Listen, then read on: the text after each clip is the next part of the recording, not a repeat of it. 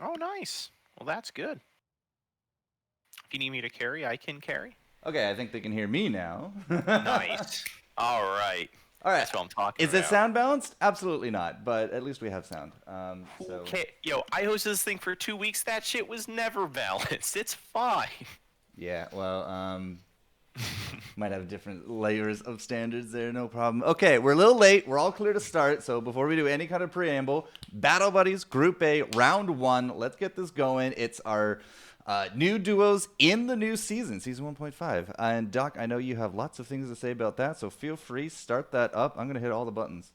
Absolutely. So we're going to be seeing some pretty wild stuff here in duos, a mode that you typically see more 3 stars in a meta that already has a lot of sort of role-based builds that you see a lot of 3-star builds and team compositions already.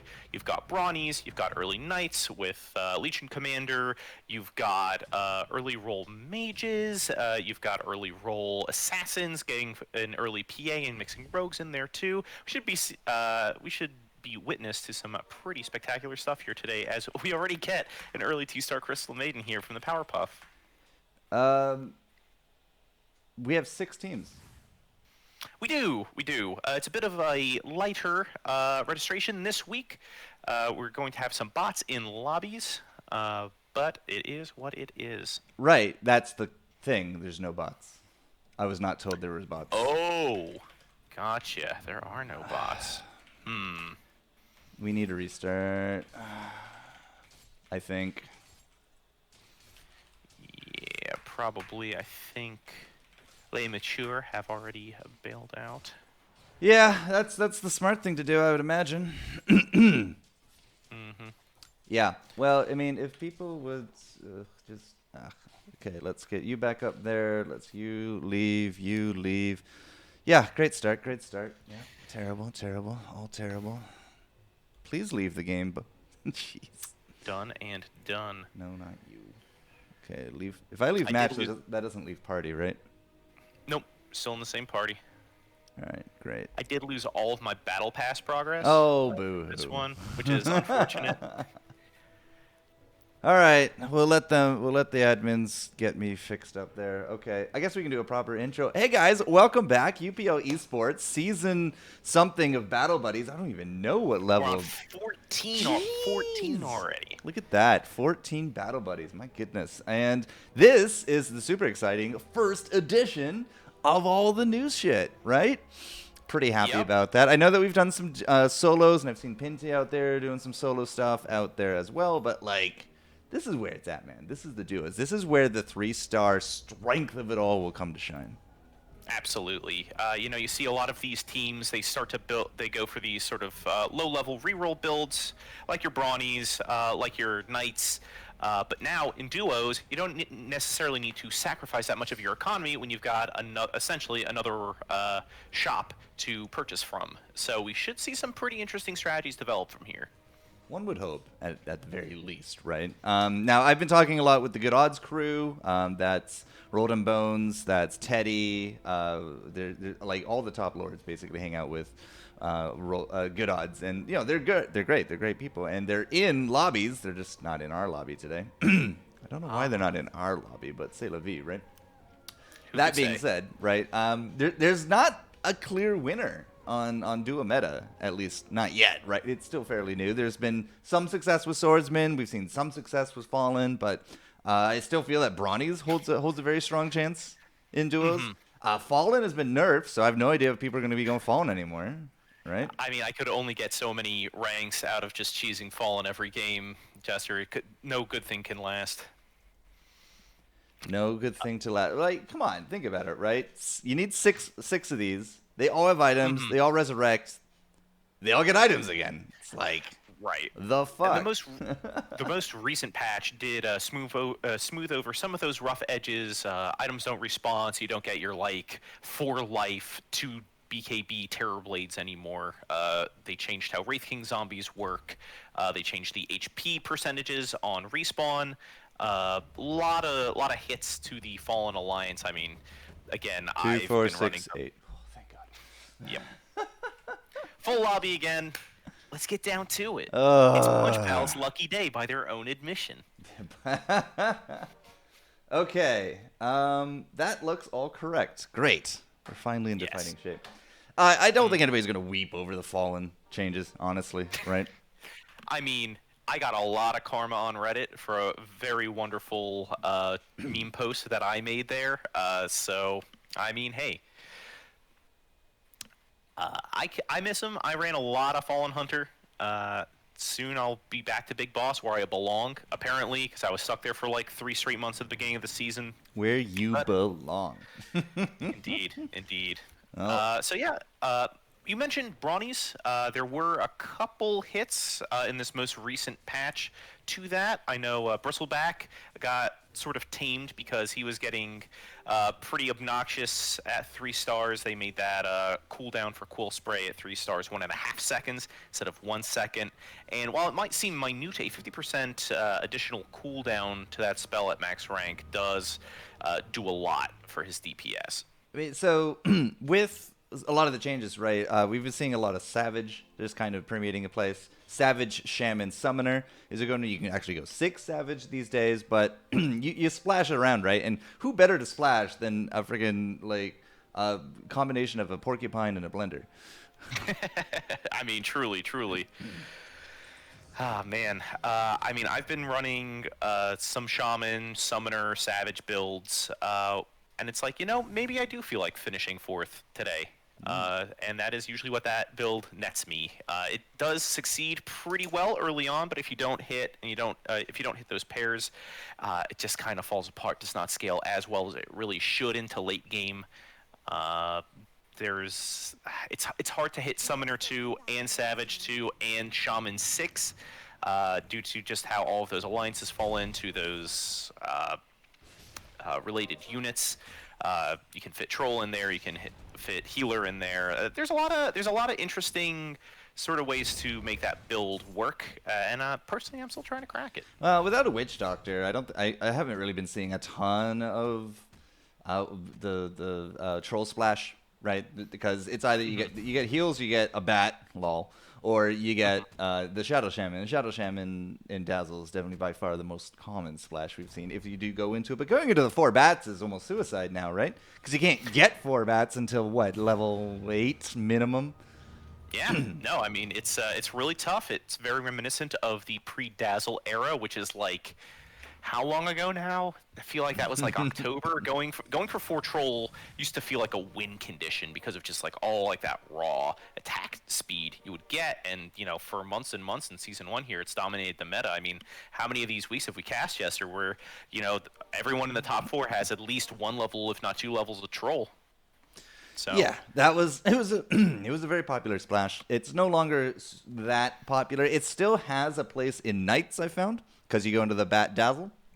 And that way, that gets you the healer with the Omni Knight, and you go 4 or 5 Knights with an LC, and that's still definitely a boss strat to go these days. Still have been seeing that. Jitch, for example, has been streaming a lot of Forced Knights with these. You roll a little early, you roll majority on like level 7, you get your 3 stars, and you're good to go from there. So yeah, there are still definitely a lot of strats out there. I don't think I've seen a lot of Spectre strats in my duos, but I know that Spectre strats is certainly something that is going to likely show up today.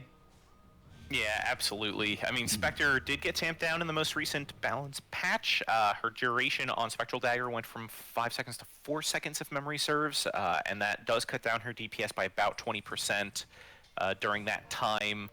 But, I mean, man, Spectre's just a nut. She stands pretty well on her own. She's got late game potential with her alliance typings, with Void, just damage all across every part of the game with Demon, really good backline assassin, just, incredible unit. Incredible unit. Now, you said something like Void right there, right? God, when's the last time I saw anybody rocking Void? It feels like it's easier to get to Void, too. It's just not something that a lot of people have put a lot of faith into. Yeah, it is absolutely a late game build, and it is most often paired with assassins, just because you've got 2 Void assassins for free, 1 at 5 cost, 1 at 4 cost, with Faceless Void and TA respectively. And there's no more Enigma, so that kind of avenue to you is closed. In the past, I remember seeing a lot of mage builds with Spirit, incorporate that in because you could get Void Spirit and tank or throw an Enigma for an extra Primordial, but all the Primordials are gone. So, going Void nowadays is still kind of tough. But, I mean, if we see any Assassin comps crop up, I wouldn't be shocked to see one. Assassin Void it's just not something I've seen since we've had the patch. Will it happen? It could. Will it? I don't know about that, but we'll see. I'm going to just kind of throw a start around looking at some of these builds as we're now into round 5. 3-star as we come up to Love. That's Dorku and Shizu. 3-star CM added straight away there for Dorku with, wow, already a 3-star Slardar on top of things. Yeah, it's Holy, gonna when be. did that happen? I just literally looked at the tab last round and there was no 3 stars out. Yeah, Dorku's coming out swinging here with that 3-star Slardar and that Blink 3-star CM. That's going to be a huge amount of DPS and lockdown. Really good luck out of Dorku in round 5. Wow, impressive. Yeah, 2 3 stars round 5 feels rather overpowering. It's absolutely going to overpower here on top of things.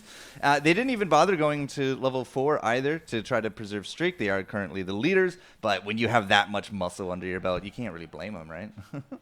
Yeah, no active alliances either for Dorku, just winning this on pure unit leveling. Impressive stuff. It's a Blink Dagger CM. I mean, like, a 3-star Blink Dagger CM, it can one-shot some of these units at this point. Yeah, because, I mean, you're looking at, what, 200 damage per second for 5 seconds? That's 1,000 magic damage right off the bat, essentially.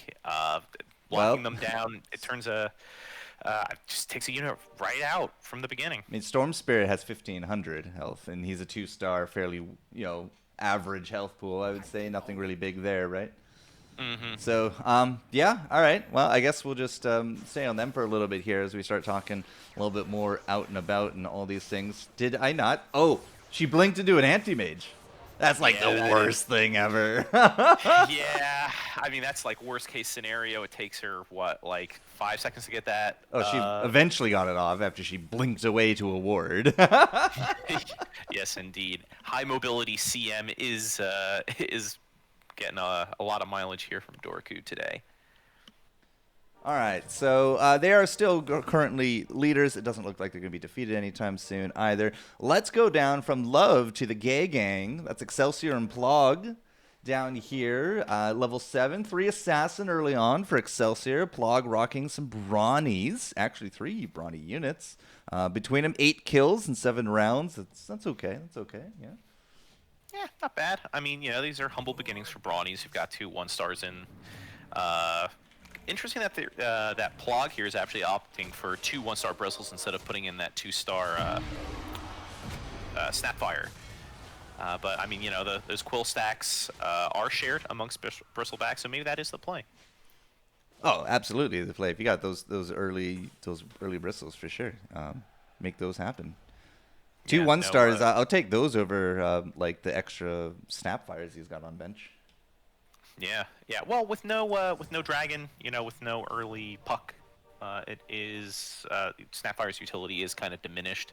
I mean, the scatter shot is fine, but you really take Snapfire in this build for the Mortimer's Kiss, so it's tough. So something I've noticed on this patch is if you're going to be rocking mages, almost always you're going to be getting that puck, right? One of the earlier ones that you can get. Nice blue level, get it sometime before round 10, very likely, right? But to go with that, right, Viper got upgraded through the levels, so you can't get him early. So the only other option is a Snapfire. So Brawnies and Mages now both fight over Snapfire inclusions, which is certainly a new level of love for her. For sure. I mean, early on after the between sort of when the Outlanders patch hit back in November and Season 1 started, there was some experimentation while Puck was still in the pool before they got rotated out of this sort of like Dragon Mage build with Mortimer's Kisses, because, I mean, that's just a ton of magic damage coming out from Snapfire. And I think we're going to see some new life and some Brawny Mage builds as a result of getting Puck back. Yeah, so seeing so much Snapfire already for the Brawny, right? I don't know if we have a mage kind of floating around somewhere. We've seen some spirits being built up with the Storm Spirit here and there. But yeah, it will be interesting to see if we will be seeing the Snapfire on multiple boards in multiple different rounds. But with level 9 now in, a lot of people sitting at rank 4, while a few here with 5 units, especially down there, the Scuffle Squad and the Punch Pals, the 2 bots. They're starting to look a little low down there. Yeah, they didn't get the memo about how you're supposed to level now, I guess. Maybe the AI needs a little bit of an update. But yeah, a lot of our human players are almost exclusively staying at 4. And to their advantage. I mean, we see a couple 3-star Dazzles out right now. Laser's got one on Team Powerpuff. Love has one with Shizu's 3-star Dazzle to complement their Bat Rider. It's we're going to start to see a lot of 3-stars start to roll in with this low level roll strat. Here comes the Underlords. Now, this is a very exciting part for me because me and GeoHacko, we've been around the block. We've seen the Nesix-dominated lobbies. We've seen the splashes of some Hobkin, maybe some Eno every now and then, or an odd Jewel. But now, it's all completely different. Like, this is a much more colorful rainbow of Underlords. And that's the more exciting part to me, yeah. Absolutely. There's a couple of Eno picks, one Hobkin pick for our mage player on. My God. Yeah, tons of Jewel, a lot of happy hour, couple barrels. The bots really seem to like Jewel. 3 out of 4 picks there. One of the Eno picks is on Lucia bot, but man, it's a lot of diversity here. And the diversity picks is really what again really makes it for me here, because it's fun to cast 8 Nesix demon comps a day, right? But once you get the more colorful rainbow in there, what I was not expecting was so many jewels. Now I haven't seen a very high lobby duos since we came out with the patch, but I was not expecting this many of the big guy. Yeah, I think part of that is coming from this emergence of more 3-star based strats and low-level rolling. So just having those like really high health heroes stand next to Jewel gives everybody additional armor, right? Due to his adjacency bonus, getting 5 armor per adjacent unit, friendly or enemy. Just having those frontline units live longer by virtue of being higher starred, maybe makes Jewel a more attractive choice. I've come down here to the Power Puff Pigern. The human players that are actually kind of running a little low. They are at 4. Some of the humans here at 5. But, 4 or 5 at this point of the game is about right. So what are we rocking, right? Laser here with the Knights Trolls LC. We talked about this a bit earlier, right? You go into the double troll with the Bat and the Dazzle. You get an LC, you build it up. And then it's just the rest is kind of Knights into whatever utility you want by the end of it all. But it clearly hasn't been working. It's either that or he hasn't been able to carry Nikita with the 3 mage. 3 mage early, like how do you make 3 mage early work? It feels super frail, and with the changes to things like the barriers, we only got 2 of them now, it feels a little harder to protect them too. Right, plus you do lose your frontliner mage, Ogre Magi, he just doesn't exist anymore with all the blood. What is your frontline these days, right? There's no little guys, the Eidolons, the Primordials, right? You don't go for a tiny, there's no Ogre Mage, it's got to be Snapfire or bust really at this point, right? Right. Snapfire is certainly an attractive pick to combo with the puck, but I've also seen a lot of Warrior Mage, given that we have an early human warrior with Kunkka. So Kunkka paired with Crystal Maiden gets you that human 1, that extra mana generation, and some frontline, makes it a pretty attractive typing for early game Mage. Okay, well, we do have a Kunkka here with Nikita. I'm just taking a look over there. The 3-star Lich with the Chain Frost certainly does go a long way. That can definitely bridge a lot of this early game power that you're missing. And looks like they're cleaning house, but I mean, Red is certainly honing it on, but they got a very strong Jewel there. So maybe it's not Nikita as kind of the problem here. Maybe it is the other side. Maybe it's not, right? They are steady here at 55 and streaking. So perhaps they found the power spikes with the 3 stars. Since we kind of looked at them last. Yeah, for sure. That was like 5k damage from 3-star Lich. It's pretty all right, pretty decent. Over on Lazar's board, they are just kind of holding steady with Knights. So Knights mage, yeah. Yeah, 3-star Dazzle, 3-star Bat. You get that percentage-based damage. That's going to be good against Brawny comp, of which we see a couple down at the bottom, Plog up at the top, going for Brawny Dragon. Got the early puck. Some interesting play and counterplay emerging here in the early rounds. Okay, so let's go up a rank here to Ray and Lois. Haven't seen them in a minute. Another 3-star CM actually graces the board of late immature, but so Ray and Lois. What are these guys rocking? Looks like Mage and the Shaman, the Savage Shaman Summoners. Yeah, 3/3 and 3 with a good smattering in the board of everything else. Yeah, big pickup with Shrave with that 3-star. Magnus with Blade Mail now get a ton of CC with reverse polarity at 3 stars. The constant empowers, they're all going to just be better, and now that they've hit 2-star Shaman, they got the Wild Wing. Yeah, the Wild Wing. Yeah, and that's another factor for these early role builds. You can make up some of your unit deficiencies by just having what is essentially like sort of like half to three-quarters of a hero with these shaman summons with the dog and the bird. The dog, the bird, and the dragon. You know, I kind of actually like the bird more than the dragon. I know statistically it probably is far inferior, but like it's just it sits there, it casts tornadoes at people. It doesn't have to move around or run around or chase down people. And I mean, to me that's just how it goes. Wow, Digitams. Hey, Serious Sam fan, Pinty is people arriving here as well. Welcome to the duos of the day, ladies and gentlemen. Digi with 97. Wow, how many how many plus 250 people leaves we gonna get out of this? Oh, there's our first one with Arc Warden. That's good stuff. Very nice. 3-star Meepo coming out for Jure here.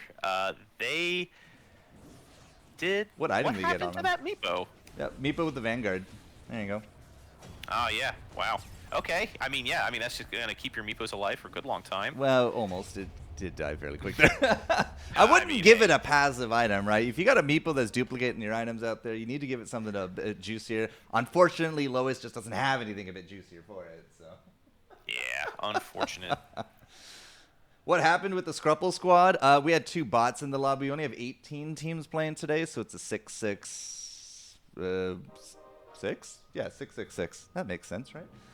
Yeah, so everybody has to deal with some bots. So yeah, the bots kind of plummeted very quickly. They don't know the new meta, guys. It just they weren't programmed to deal with that at all. I do like Dale bots flex 2-star 2-star Terrorblade with the Craggy Coat for maximum DPS. Very good stuff there.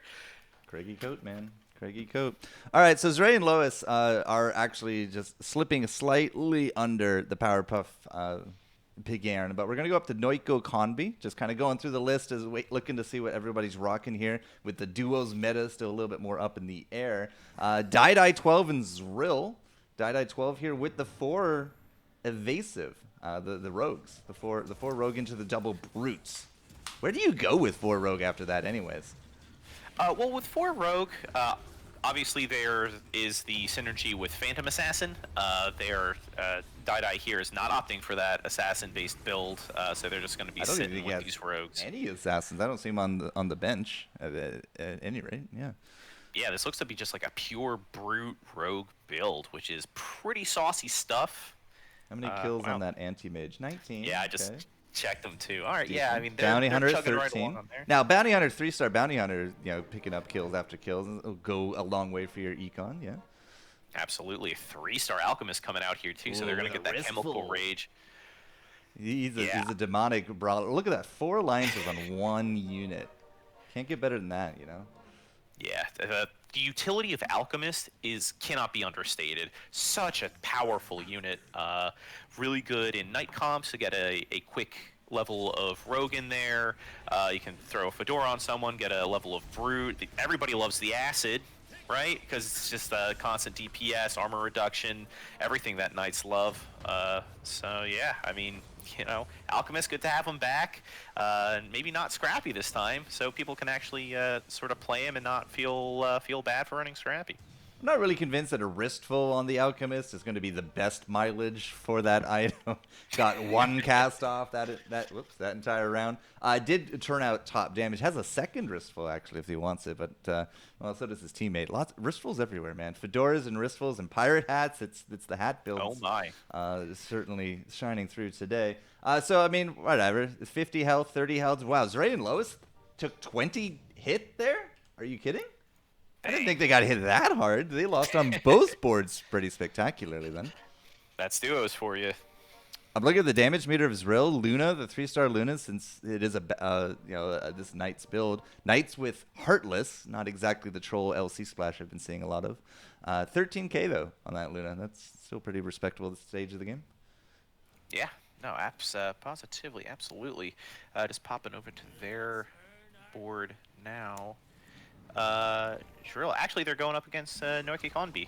So yeah, 52 and 34 for the health. So like, we're still got a ways to go. But now that the bots are done, right, we're gonna see a pretty accelerated kills, I would imagine, because the bots are no longer there to soak up the damage. Yeah, Yeah, it's haymaker time. Dai got absolutely stomped. Yeah. Yeah. -2 by the time it's all done. Powerpuffs actually streak completed. They have not budged since they hit Fat 55, so the 3-star spike for them has certainly paid off. All right, it's the point of the game, though, Heckle. It's free game. Who do you want to watch? Who do you think's more interesting right now? Oh man, just so many 3-stars to choose from. I mean, Laser's heavy Knight comp has hit a ton of 3-stars here, and that's going to be super powerful. I actually super like that Necro Bat. So maybe if we pop over to Powerpuff and watch Laser for a round, could see just how that develops. Laser and Nikita. Yeah, we weren't super good with their health early, but as soon as they hit that 55 and a few 3-stars, they haven't exactly budged. Let's throw up the doubles. So this is Laser is definitely more the Knight build I've been seeing a lot of. Jitch for certain been playing a lot of this, but Laser up against Ray, right? It's Ray with those shamans has that big bird just trying to channel it down, but can they actually bust through the 4 Knights? Yeah, there's a ton of damage coming out here. These Meepos took a long time to die. It wasn't the most effective Eclipse, but it looks like the Knights might be able to pull this out. The 3-star LC is just still running around, kind of murking peeps. Luna's 3-star ability really brought forth a ton of the damage on that one. A lot of big targets for them to hit with the Treants and the summons and all that.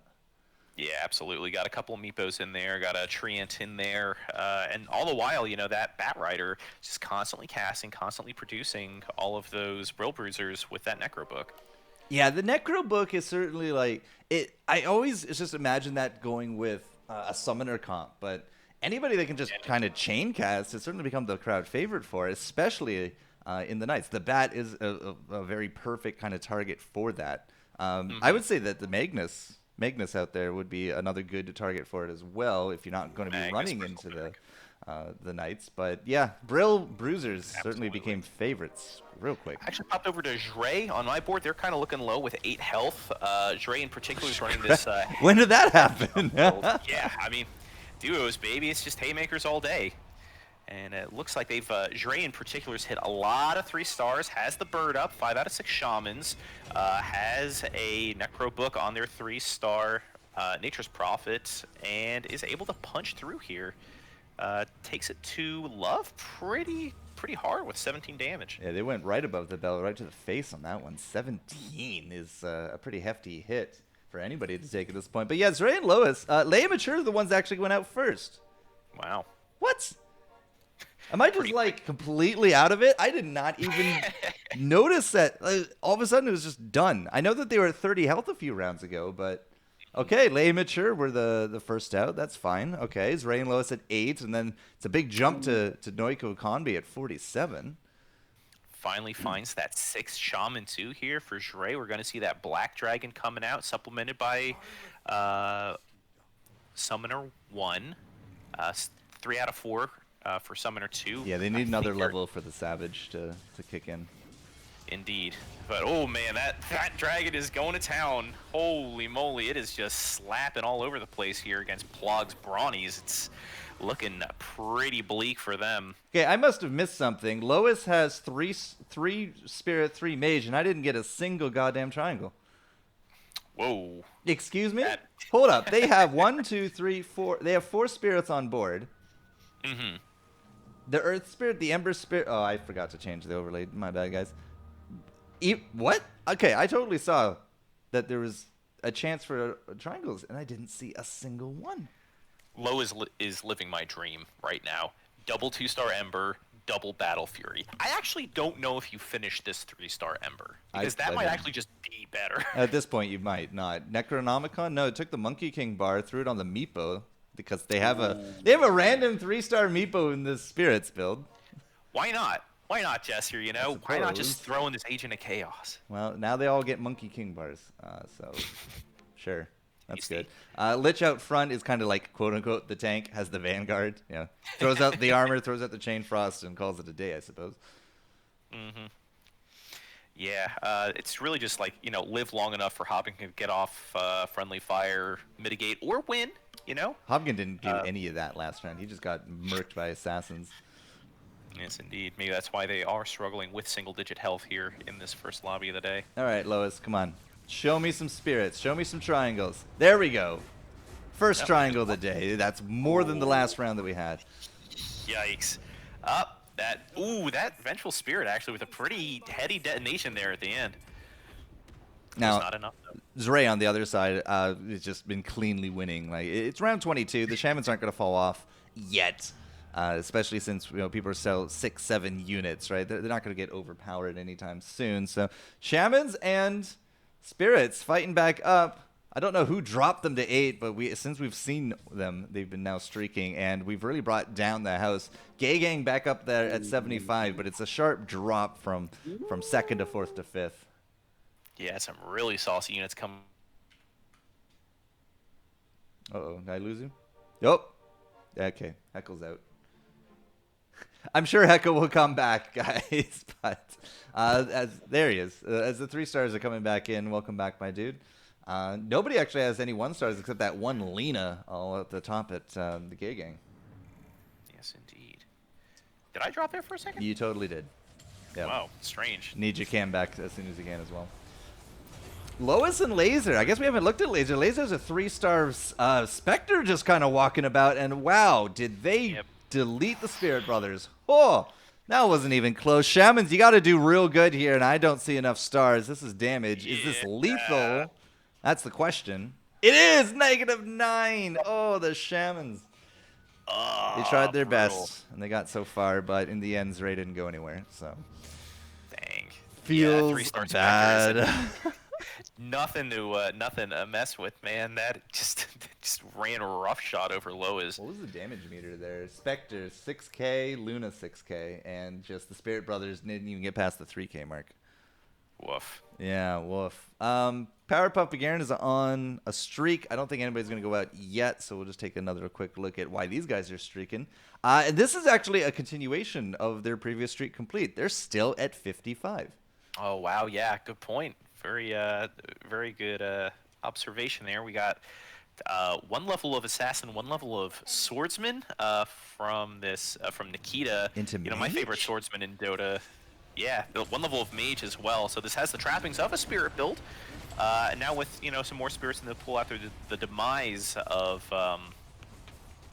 who just lost, Zray and Lois could see that come to fruition. That is if they live.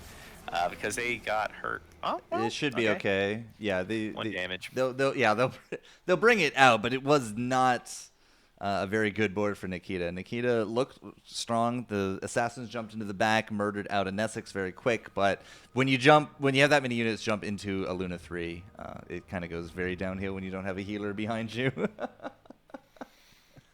Yeah, that is devastating stuff. The Desolator on the Spectre too. Just Yeah, yikes. Look at the 5 kill Spectre 3. That doesn't feel very overwhelming at all, does it?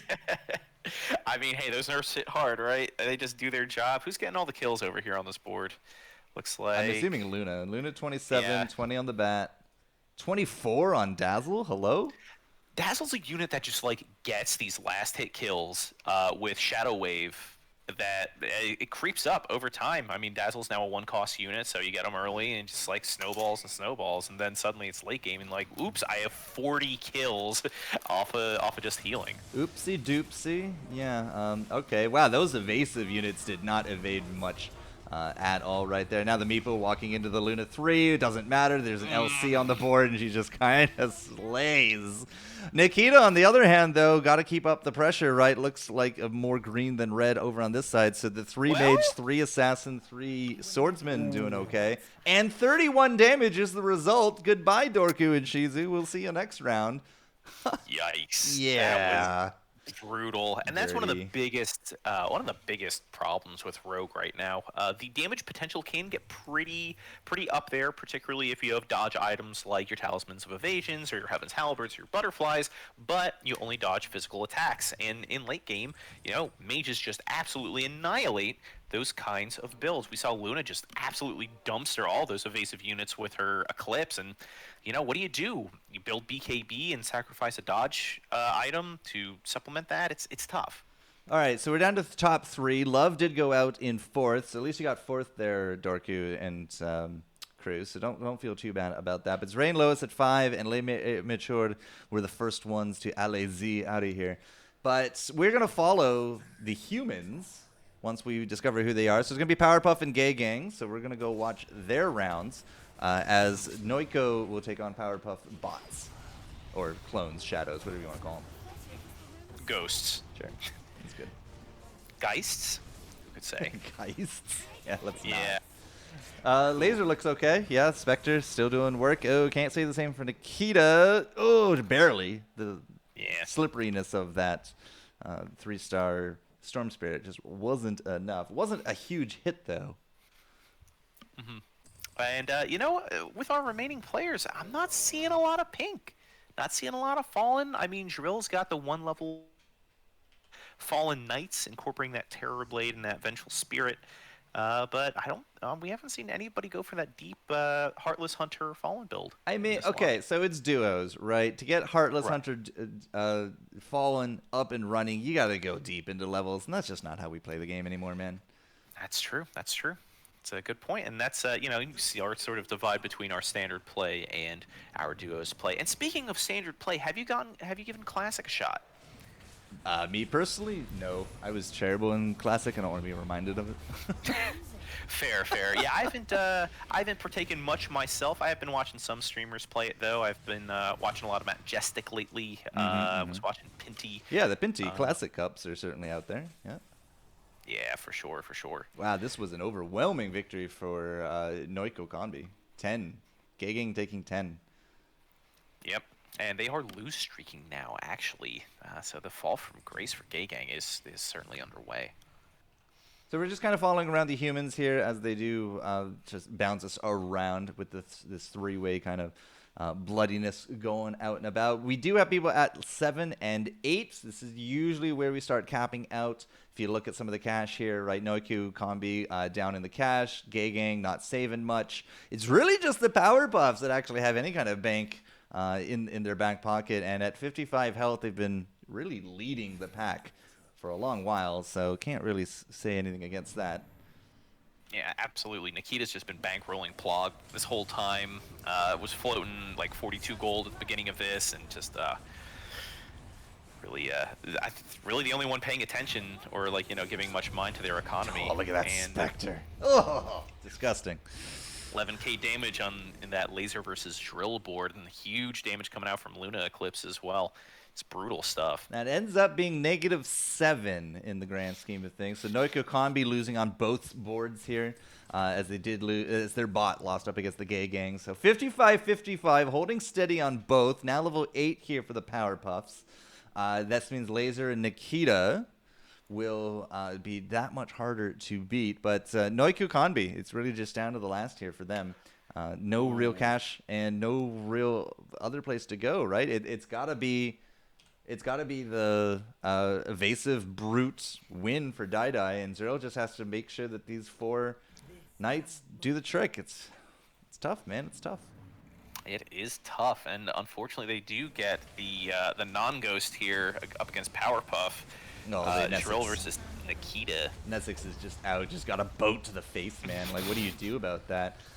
Drill, though, definitely does not look like they're going to be holding on too much longer here, well, perhaps. I don't know. That Terrorblade's doing work! Oh, my goodness. The deletions from Terrorblade just smack Nikita. Yeah, but look at Dai. It's not. Look at Dai. Dai's board is just looking like they're about to go Dai. So. Yeah, no misnomers here, Jester. That was rough. -7. Feels bad. That was a great Terrorblade ending, though. Can't be too worried about that one.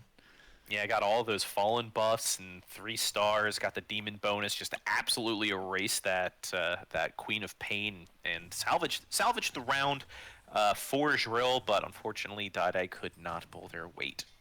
All right, so it comes down to Laser Nikita, who just threw a 3-star CM into the mix. A little late, but hey, late's better than never. And the Gay Gang, Excelsior and Plog, both actually have some decent cash behind them. Will Gay Gang go to 9? Like, it's not a big rush now. They obviously can't die now, and if it is going to be close, right, they will have some rounds to spend the cash. So level 9 actually is a very real possibility here. Yeah, can I say how much I love Laser's strong Knight build with Healer, Troll, LC? Like, really, really strong showing from that build. Thanks for Group B, says Sun smiled, and Zex fires back. You didn't win it. You can still say thanks, Zex. Wow, super rude. Jeez. Nikita cleans up. Oh, wow, that Spectre is just doing work today. Laser. Oh, that's Slark. The Slark? Oh, the Slark. Boy. The Slark. Oh, Machine Gun Kelly out here just eviscerating that Chaos Knight in the Thunderhide Alpha. Ember Spirits and Slark together just did some fantastic work right there. 30K between the two. 13K. Gross stuff. All right, so we've still not lost for the Powerpuff Pig, and finally Gay Gang will actually take a hit.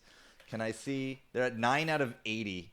All right, they're spending the cash. Level 9 not in the works for them at all. If they need 80 cash and they're just going to be blowing through it here, they're just looking for upgrades. And I think I saw a 2-star Marana flown over to the other side there for Plog. Plog our only hunter, by the way.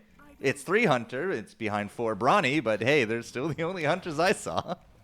This is a first for me over here on Plog's board too. I have not seen Hunter Mage Dragon for Brawny ever on any patch. True. Ever in Underlord, so this is some pretty radical stuff for me.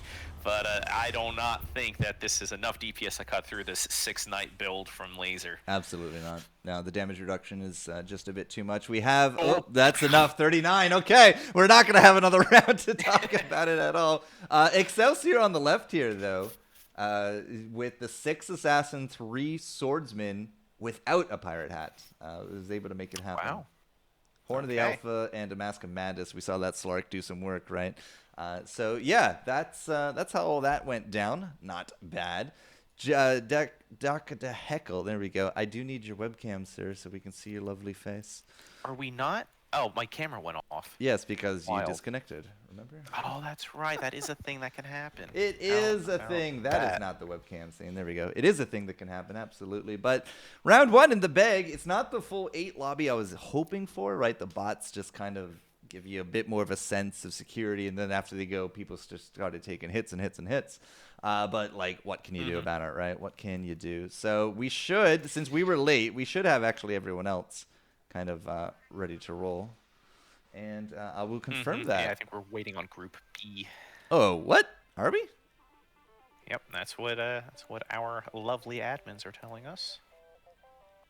7-4 for health. Well, I'm not sure I can actually jump into that. Can I jump into that? I cannot spectate. It looks like they're done. Oh, well, then we're not going to be spectating it at all. Yeah, all right, they're done. That's fine. Jitch on Twitch, finding match instead of watching this lovely duos tournament. Come on, shout out to Jitch. Support the community, man. Unbelievable. All right, so what did we learn? Slark, good.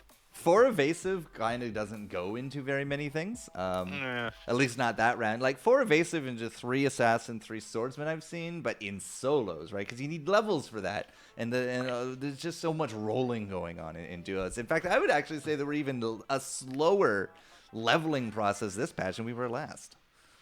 Yeah, I didn't see too many people getting too high up in duos. The pressure to get 3-star units is more prevalent now, more than ever. Like, you know, we've got some really fantastic 3-star upgrades now, like PA becoming a rogue at 3-star. You've got Untouchable for Enchantress, that chance to be have like your next attack slowed. You've got the bash chance for Spirit Breaker, which is way higher than the 17% he gets in Dota 2. You've got Spectre's 3-star. You've got so many really good 3-star bonuses to choose from, and yeah, duos is the place to get those 3 stars. So absolutely, yeah, staying low just opens that up way more. So again, I fully expected to see a Spectre build. I'm a little surprised I only saw 1 Spectre build.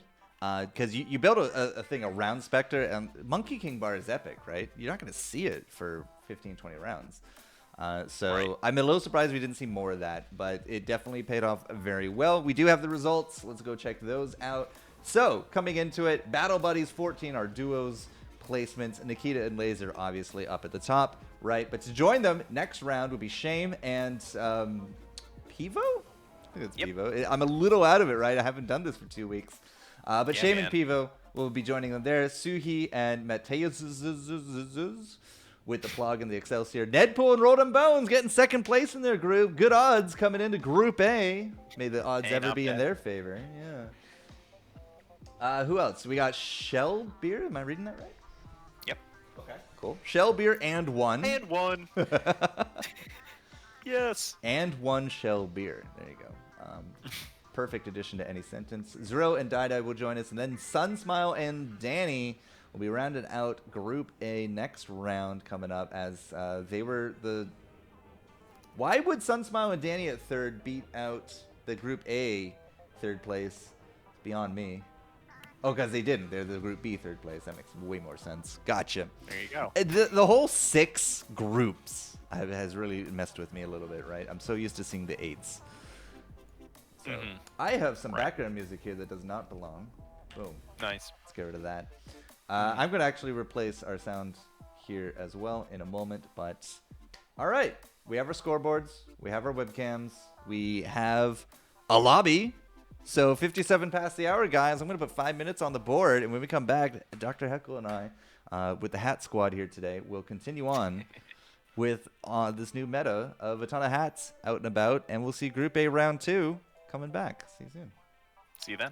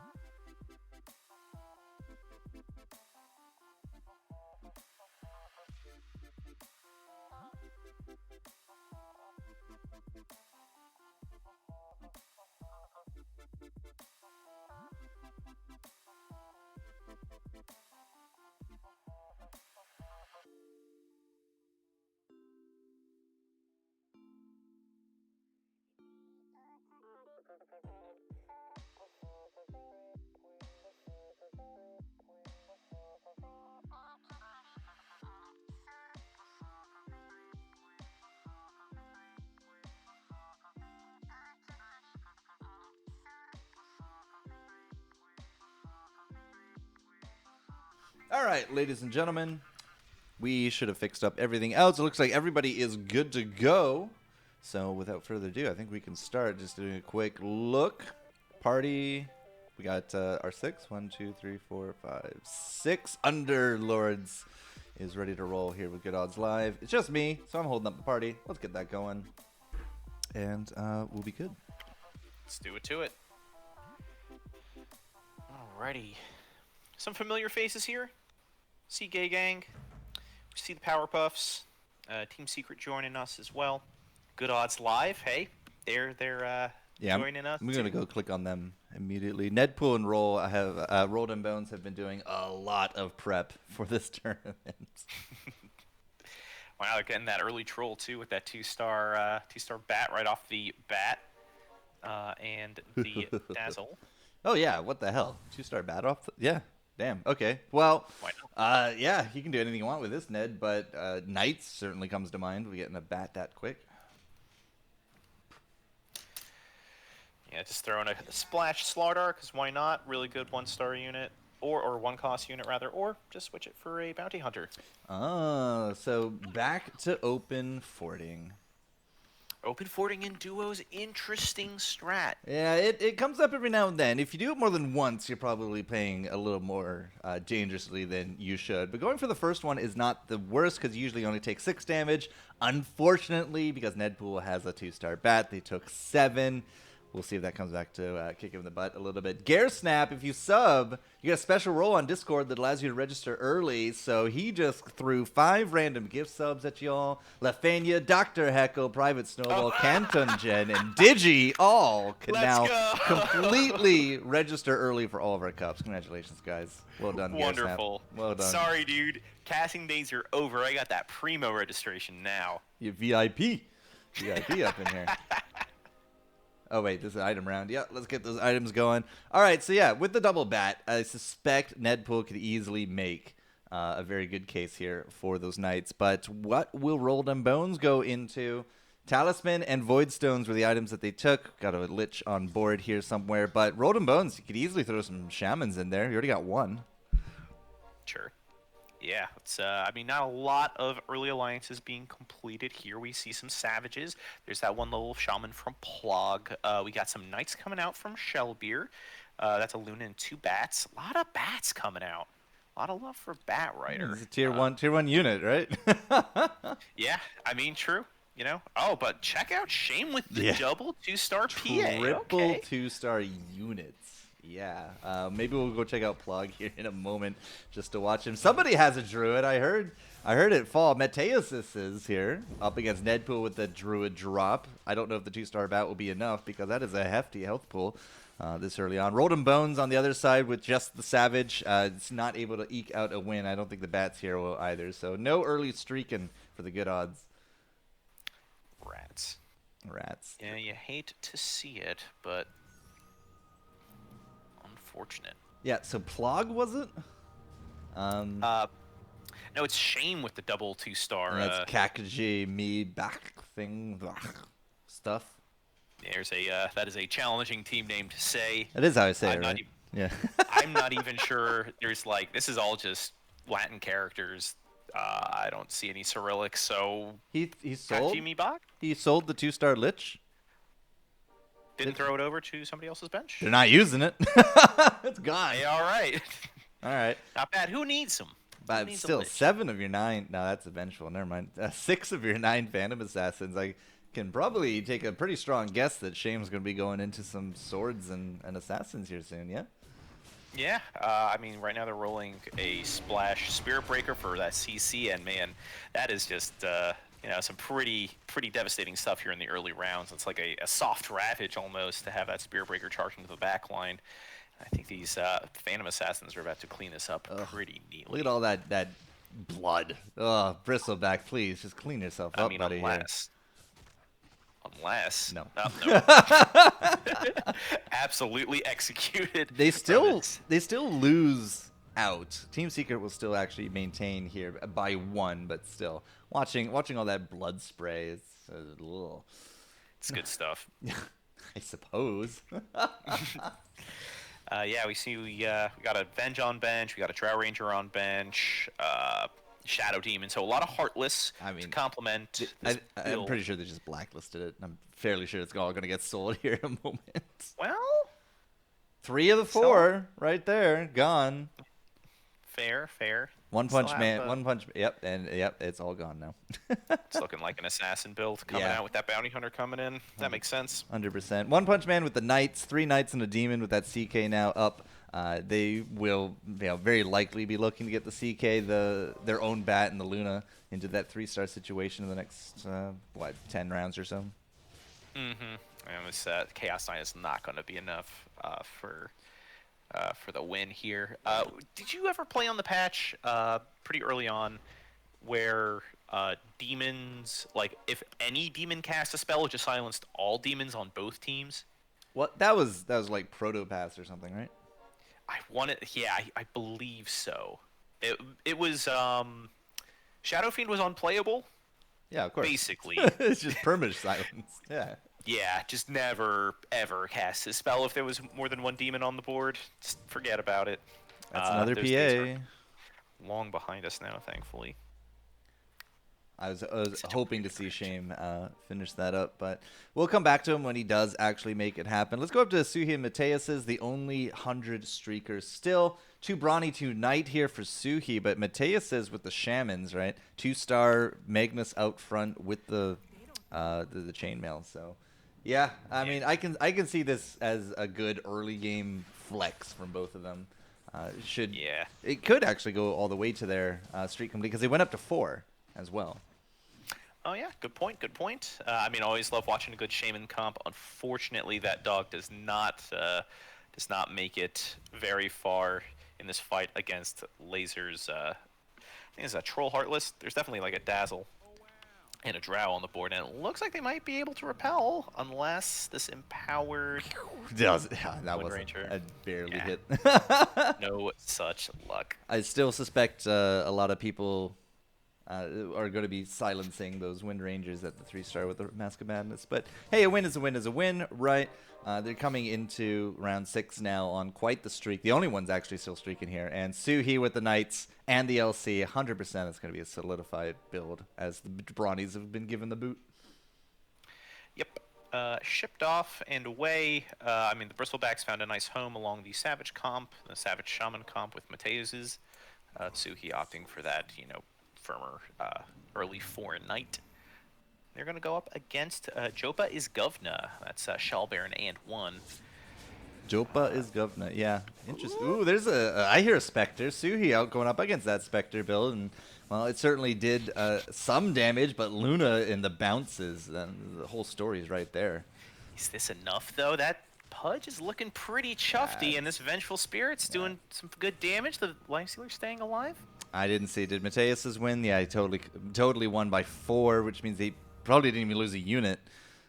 Looking at this. A lot of 2-stars out from Mateus's. The Snapfire's in there now for that 1 level of Brawny. It's a 1.5 and 8.25 kills for that Bristleback. So they're sitting pretty all right when it comes to getting those early Brawny kills up. So Brawny, I kind of expected the Mateus to go heavier into Shaman just as an early thing, but they're starting to stack Hunters. So is this going to be the Brawny Hunters in the backline build? Could be. I mean, there's Beastmaster got that Shaman tag between that mid-season update, so there is a natural in for Shamans and Brawny and Hunters to all coexist peacefully with Beastmaster sitting there as that sort of nexus unit linking them all together. They're not going to streak complete this. Absolutely not. Suhi didn't even kill anything. The I don't Knights know. got Mateus is out-knighted. pretty all right. No, it's not enough. Nah, 100% not enough. All right, well, streaking now for the Kakje Mi sounds like, Klingon. But all right, well, Team Secret will still reign supreme. They just will not be streaking. So actually, let's go to their victors right there, because they just finished up a 3-star, and I don't know that icon is a vengeful or PA. It was a PA. Yeah, Shame finished that 3-star PA. So 3-star that can now remains. crit as an assassin. Yep. Yeah, it gets that Rogue Alliance, which is currently not in effect at all. Phantom Assassin has no items. Opted for an early targeting buddy and a Void Stone for that for that bounty hunter, and I just watched PA erase 2 units outright. 2-shot that Shadow Demon, absolutely erased that dog. Just gross stuff. Doesn't even need items. Doesn't even need the Rogue Alliance. Just exists just as she is. Yeah, I think the comps are a little backwards here because Shame has the 3-star PA, but One Punch Man feels a little bit more, thematic to have the One Punch PA instead he's Fair. rocking Knights and the Trolls. But hey, a win is a win, so they are looking good. They just beat up some bots, so the Scuffle Squad definitely hurting. Punch Pal's hurting, but they're on track to get eliminated in the next 4 or 5 rounds. Yeah, that makes sense. I mean, again, with duos, health goes pretty quick. They are exclaiming, "Ouch, that hurt!" Getting some bants in. And Shame throws in an anti-mage. I think they just jumped up to 5 to get that 5th unit in. And yeah, that AM is in now for that first level of Rogue. Double Paladin Sword for One Punch Man. I believe that does stack. I know that the Paladin Sword will stack with other healing increase items. I just don't know if it stacks with itself. But going with a Dazzle and an Omni with this build, double Paladin Sword seems rather troublesome for people. That is going to be a lot of healing. It's kind of strange to... Oh, I guess One Punch Man is just stashing those anti-mages for Shame. Yeah, but and yeah, that Lena. is going to be... Not the Lena. See how much... Slark. Sorry. He has a Slark on board. Oh, wow. Yep. And, just a casual Venomancer too as well. And, yeah, is this healing going to be enough to clean up these assassins from rolled in bones? 100%. It's yeah. looking like it. Yeah. Yep. That's like, I'll go over. Click, please click. There we go. Healing, Dazzle, 569, Omni, 500. Everybody else, 0. So Not bad. add 1,000 health to the comp, essentially, right, before round 10. It's a rather troubling thing to deal with. Yeah, you're going to need something to reduce healing, like your assassins, like Crystal Maiden Freeze, I believe, Poison. So if you get an Eno, that could throw a wrench into the works as we get our Underlords coming out, and man, A lot of Jewel Jewel. seems a lot of Jewel, couple Enos. Actually, this is there's a Let's Go Crazy Hobkin in here for Ned Pool's Knights. All right, you can get behind that. 4 Heartless for Shellbear. I wonder if it is the beginning of a pink Fallen or maybe into late Hunters, because I don't see any Hunters on that bench at all. Yeah, I see the Drow Ranger, like 2 Spectres, and that's it. Just like this random LC2, but I think that's just a holdover for And1's Knight build. Shame's PA is so busted right now. Yeah, I just gotta watch the crits just fall in, just brutal stuff. Jules a tanky guy when he's surrounded like that, but Phantom Assassin made it seem so easy, and you were always looking at the Phantom Assassin. Slark crept up on the damage meters there as well. So yeah, it's a good 1-2 punch right there, and Slark can now crit, and he's just going to get stronger and stronger. One Punch Man will win out on their side as well, so Team Secret will take 16 for their troubles here, but it's looking good to be the raid boss right now. 81 health and streaking. That's a pretty big streak too. Yeah, it's not bad at all. I mean, Shame now has that first level of Swordsman, actually. Decided to roll off the AM for the time being. Got an Ember Spirit for that level of Swordsman to further supplement that PA. That's 2-star Slark, like you said, climbing up the damage charts. Recently just got buffed for whatever reason. All right, well, it looks like it's going to be Rogue time again because, yeah, it's a 3-star AM. Pretty brutal. All right.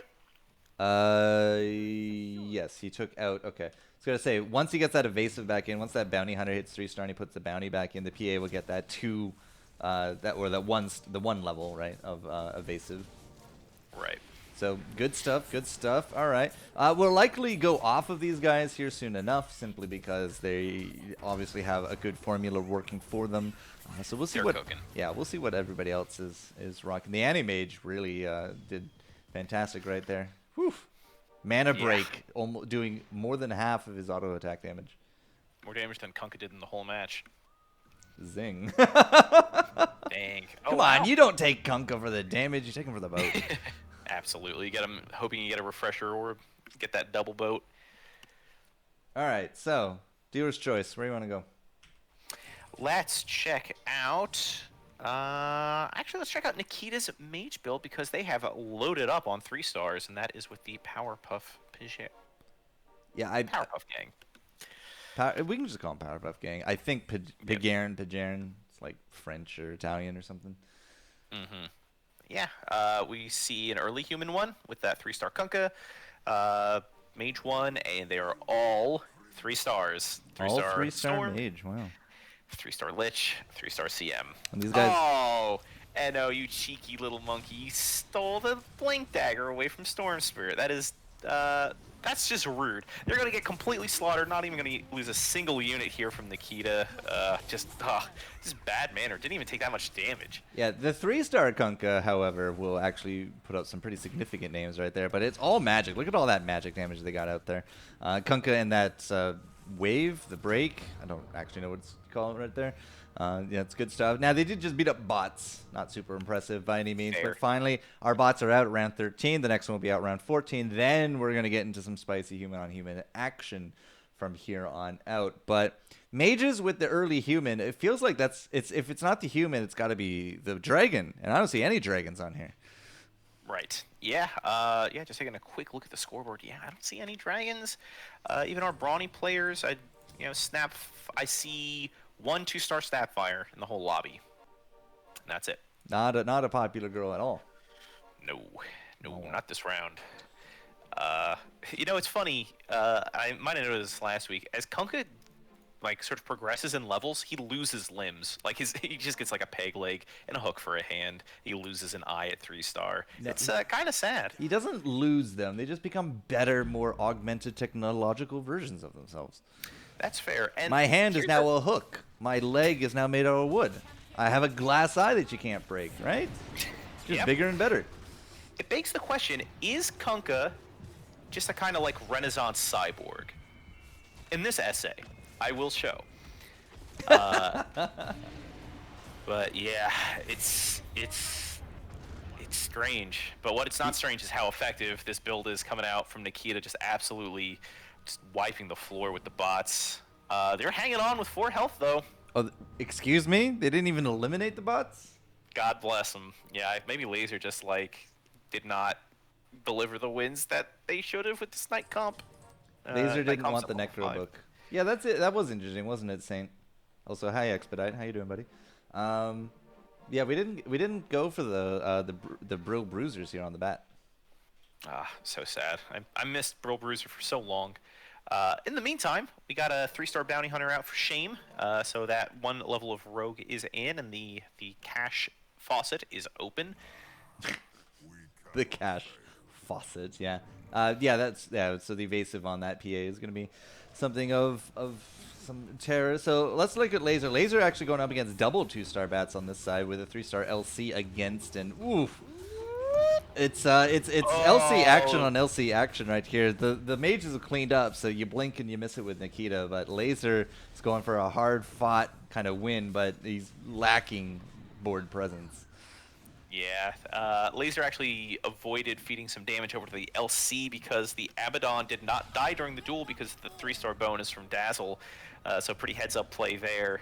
But yeah, not enough to deliver a win. But don't worry, Nikita's got your back for a little some chip damage against the PK gang. So the Powerpuff began, the gang there doing well. Let's move on. We haven't seen Gay Gang this round, and they did just pick up a new 3-star. So let's go see what shiny toys they got to play with. They did just play these guys, I do think. right? The Legion 3-star Legion commander. Wow, with a Battle Fury from Plog. Okay. Not the item I always expect. I would have expected to see this Heaven's Halberd on there, but all right. Also good. Also good. But I mean, when she pops the demon bonus at 3-star, she's going to be doing so much physical damage with that cleave. If the positioning is right, of course. Mateus is with the Hunters, Heartless Hunters, that are just focusing down these knights with some pretty extreme precision. Wow. Oh, and that Pudge. Feed me. It's growing and growing. Now, Excelsior on the other side with the Assassin Swordsman does fall to Knights. So Suhi Knights, Mateus is with the Heartless Hunter. Will actually take a good chunk out of the Gay Gang here. And they're now looking pretty unfortunate. 29 health is a far cry from the next rung on that ladder. Yeah, just something about this build isn't clicking. It could be that they're just not getting the 3-stars that they need. Like, you know, early Knight isn't the most effective. Don't have the rogues for the 3-star PA. Yeah, it's just not coming together. The most 3-stars on board is Nikita with the mages. And okay, now tied up with Shellbeer, who just picked up their 4th 3-star for them. We actually do have everyone with at least one 3-star, but 29 health to the 41, and everyone's sitting at 5, although the top now just has gone up to 6 with Shame and One Punch Man. Yeah, you're on pretty even footing here, Gay Gang, but 29 health is actually something in a kill range in the next 2-3 rounds. Yeah, actually, I think yeah, Team Secret also made that jump up to 6 as well. Thankfully, Gay Gang, Spectre. they do get another 5 or another level 5 opponent. And Excelsior's looking to maybe erase these Knights with that PA. Plog's doing okay. Plog dealt with the Spectre, purified it with the Omni, and Excelsior will actually eke out a win there. That Assassin Swordsman comp. So maybe now, you know, something can happen on the bench, because we do have some pretty ready-made 3-stars available here soon enough. So maybe this will be the round. Yeah. You got to take Pirate Hat. Yeah, Excelsior takes the Pirate Hat for sure. What did we take here? Silver Edge? I think it was the Silver Edge. On Plug? Yeah, he has that on the LC, which is, in my opinion, a much better item than the Battle Fury. What do you think of Swordsman? I am very undecided on it, because every time I play it, I get eliminated by like round 20. Yeah. I can't find 3-star Swordsman Assassin comps. I just can't. And I've tried 4 times in duos with my partner. Intentionally, we just feed everything we can into me, looking for like 3-star PA. I tried my very first game. I tried 3-star PA. I finally got my second PA at round 17. Like, not your second 2-star PA. Just my second PA. Yeah. Just your second. Okay. And when you're trying to go with such a cornerstone comp, right? It's it just didn't work. Like, so I'm pretty jaded about it. That is rough. Oh my God! Whose board are you watching here? I got Plog. I got Excelsior. Yeah. Plog. Well, Plog. I see Plog resting in peace. See Excelsior actually on the way there to it as well. So it's not lethal, I don't think, but it's close. 20 health. Oh boy, yeah, down to the single digits for Gay Gang now. That's rough. It's not looking great, right? That's why we've been camping here. They do got level 6, so they are going to join the rest of the big boys. Finally a 3-star to come through. It's Luna. Yep. 3-star Luna with a talisman. What are you doing? 0 kill count Luna? No. Wow, that's That's hard.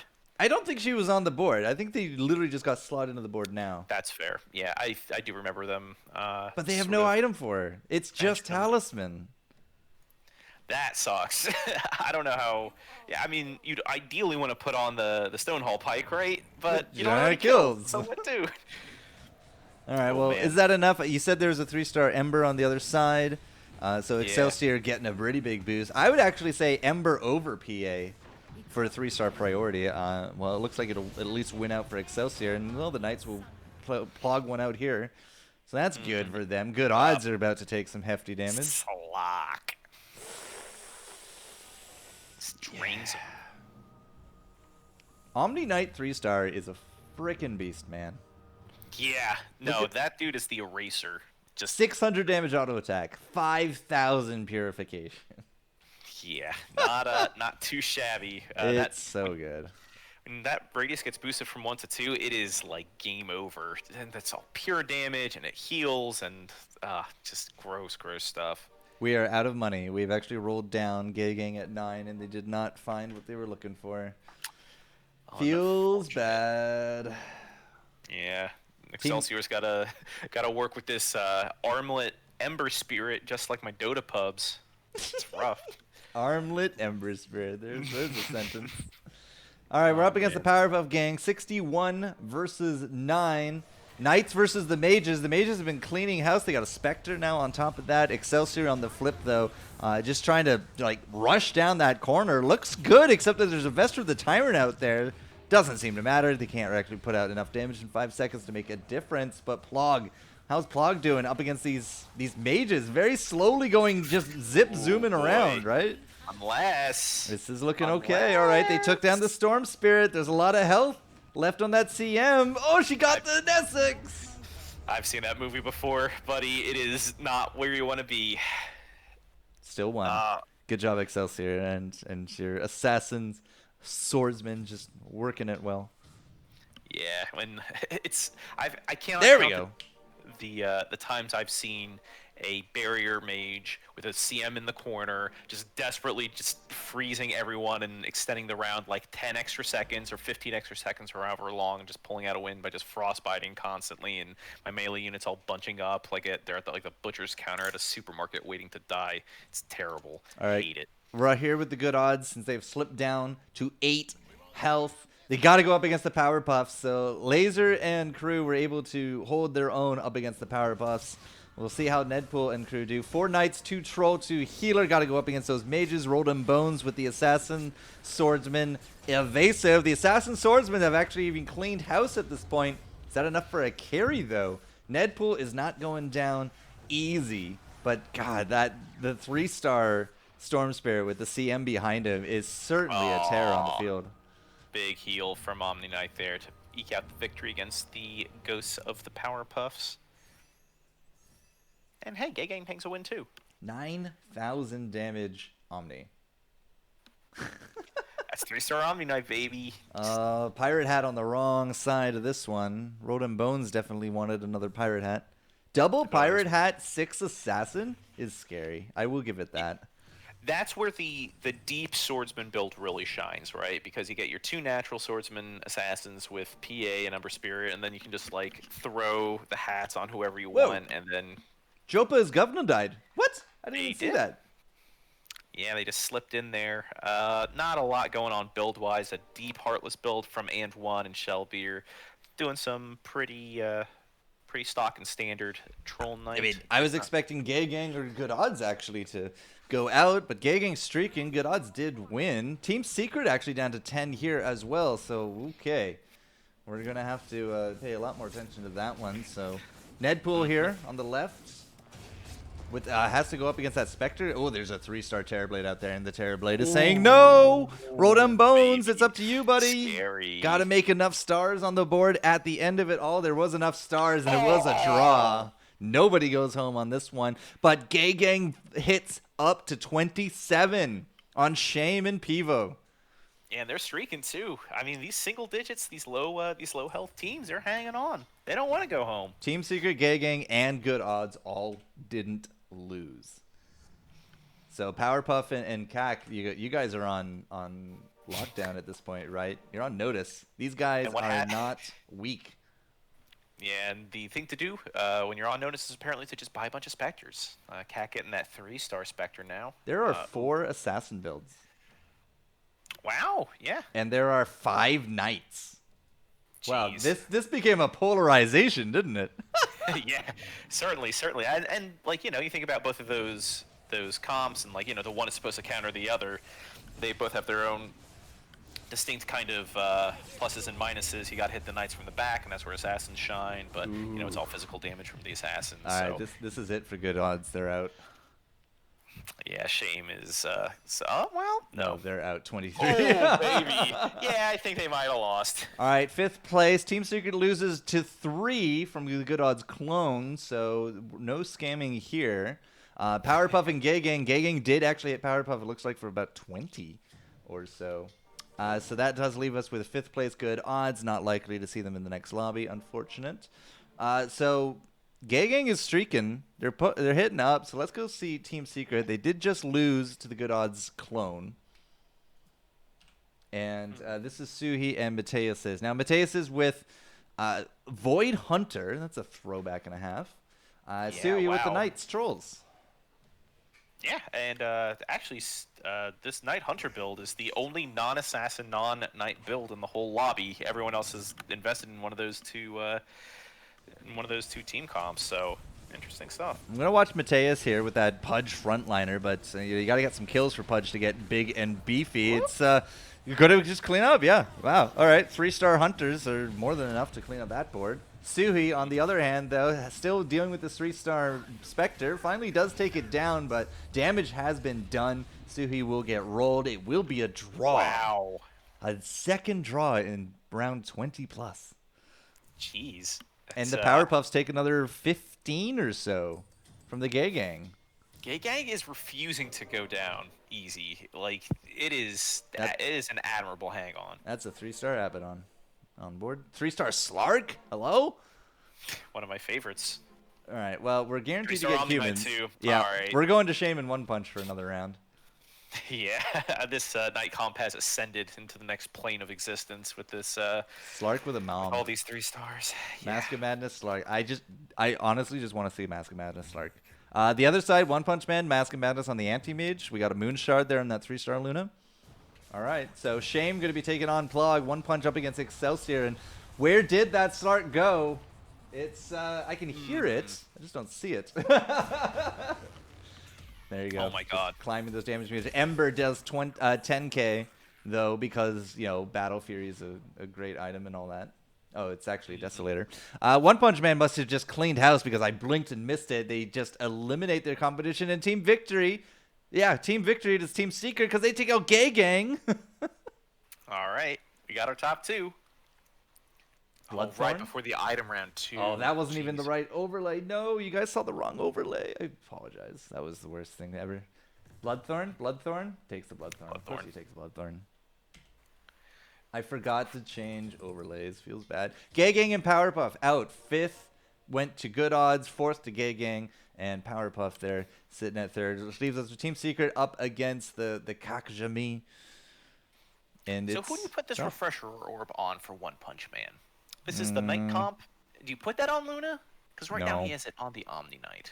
Yeah, I would definitely put it on Omni Knight. That purification is super sick. Oh, they jumped to 8. All right. 5 Knights on board. We're 6 Assassin, 3 Pirates with no hats. So Shame looking good. I'm going to watch One Punch Man, though, because I want to see this purification go off. Looking for 1. There it is. 1. There's the second coming through. 2. Hits the top of the meters. Easy. Luna surpasses him very quickly, though. The Hunters are hard to beat, man. These Hunters are hitting so fast. They attack so fast.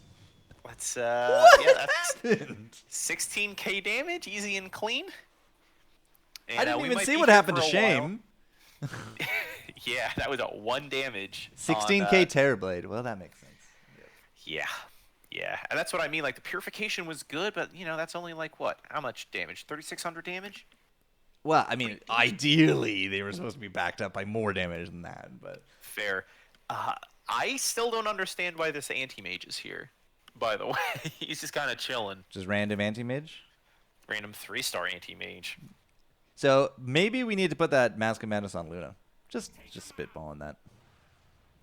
Oh, Luna has a Moon Shard. Okay. Yeah, I mean, I don't know. That's good. I might put that on the CK, but he's got the talisman, so you know. I think I might swap those items. I might just have the anti-mage burn more mana and have Luna do more sustain. But okay, One Punch Man. When you flip the script, it's not even close. 33 damage. Okay, yeah. We had a moment there. But yeah, you flip the opponents and it's just not even close, ladies and gentlemen. So that will be that. Kakjami back stuff. We'll actually take first Shame and One Punch Man. These were the guys that opened Forded, if you remember. Oh yeah, you're right. But right. 6 Assassins, 3 Swordsmen beat out the Hunter Void barely. Well, barely in one, but then overwhelmingly in the other. Hunter Void, just not something I see a lot of, I guess. But then it's what? Knights, Assassin, Knight, Assassin, Knight, Assassin, Heartless. Like it's not quite the rap I was going for, guys. But geez, what a polarized lobby! Wow. Yeah, like not really any brawny play.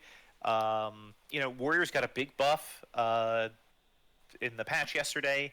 Didn't see anybody opting for that. Not a we saw one hunter. No fallen? Question mark? Yeah, no fallen at all. Fallen is not a duo strat. I'm going to maintain that. Yeah. You need to get to level 7 as quick as you can to get those fallen, and you're just going to be dead by the time you get there in duos. That's fair. Right? You That's lose fair. both boards, you're taking upwards of 10 damage a round, 15 damage a round by mid-game. You're not going to live. Sorry, it's not happening. One guy going rogue, a lot of LCs. No shamans. 0 shaman. Yeah, I don't that's know not what to do necessarily- about that. I don't know what to say about that. Yeah, I mean, shaman to me has just kind of like the old savage druid from earlier on in the season. Just it'll get you, 5th, 4th. You're not gonna I feel like that's just not a winning build. And getting high up, getting 3 stars, it does make the creep better because all those shaman bonuses have that incremental sort of creep bonus. But I mean, I don't know. You get 3-star Magnus, pretty good. You get 3-star Beastmaster, pretty decent 3-star effect. But you hope you can get kills, so you can get the extra attack speed on the shaman creep. It's just I don't know. We've joined into Group C because they're at round 28, and they still got 4 teams still kicking. We landed on Immortal.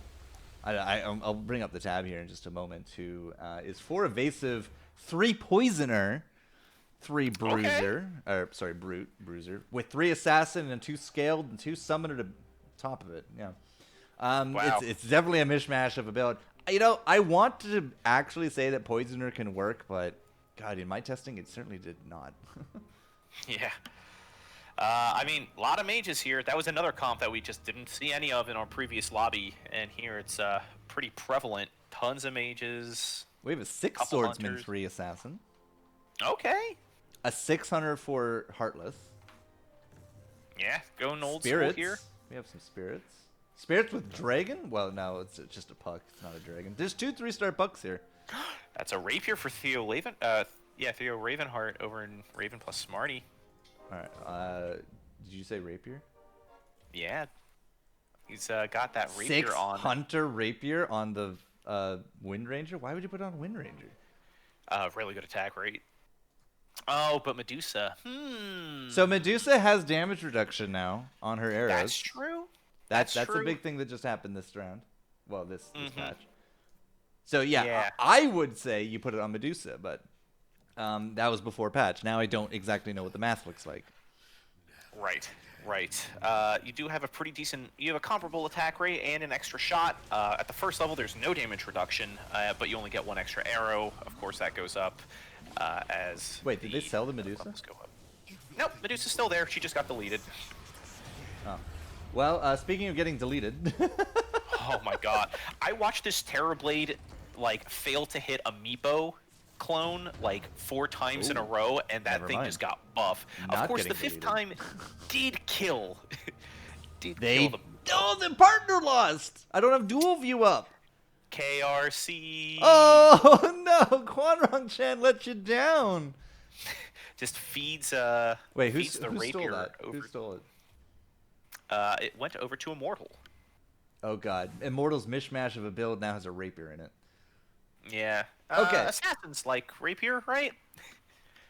I think Poison is good yeah. for tanky lineups with hard hitters in it, like Knights with Luna. I mean, sure, right? But it's like mortal wounds, right? The poison that counts as mortal wounds. It's healing reduction, yeah. It is healing reduction, and most of these night comps do have at least 1 round of healers. The problem is usually there's with not a lot Dazzle. of night comps in this one. Would have been great in the last one.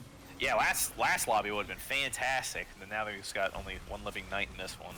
All right, Queen of Pain has the rapier here, and Queen of Pain has certainly taken the lead in damage. The boat into the corner, right? You don't have disruptors really out and about anymore. It's all about boats from Kunkas, so all right, that will work.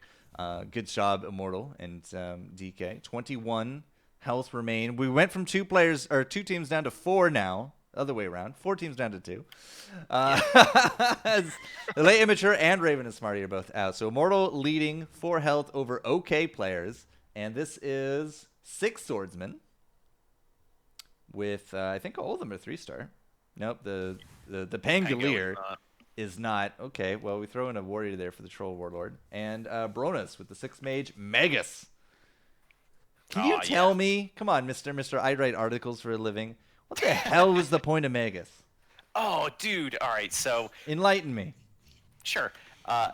Rubik can't attack, cannot be harmed, but can still just cast spells. So he casts spells for free, so he just kind of sits there and just wings spells back at other people when they cast their spells. So if you just put him on the front line, he casts his Fade Bolt, whatever. But then he's casting like Metamorphosis, he's casting Shapeshift, he's casting -1 and they stole the rapier. That sucks. That feels bad. Oh my god. That you hate to see that. But they put it on the assassin swordsmen. They're the ones that stole it. It wasn't the mages that stole it. Oh man, that is truly unfortunate. Who is it? 657? Yeah, 657. Okay, so Magus, you put on the front line, you soak up the spells, and you put them back, and you can't get hurt.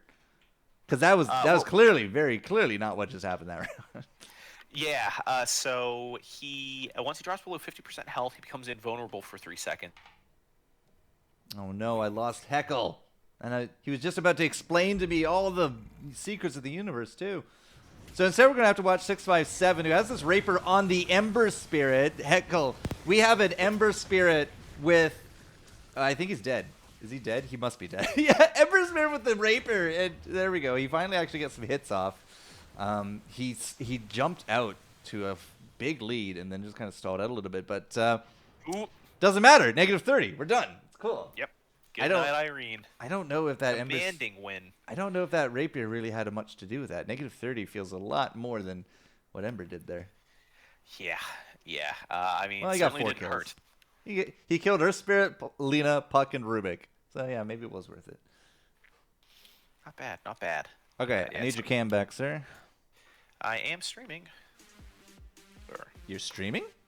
No, I have streaming my video, my webcam rather. You are? Yep. I got it on. Okay, you are now. Cool. Thanks, Discord. Nice. So yeah, I think you were trying to tell me about the greatness of Magus, and then you just kind of like dropped. So I guess it's just not meant for me to know. Discord doesn't want you to know how really truly overpowered Magus is. But no, Magus is great. Another component of Magus is that the search range for the spell steal goes up with levels. So it's a 1 cell radius at level 1, and then it goes 2 to 3. If you have a level 3 Rubik, you're just stealing everyone's spells, right? You're just like grabbing everything in from everywhere.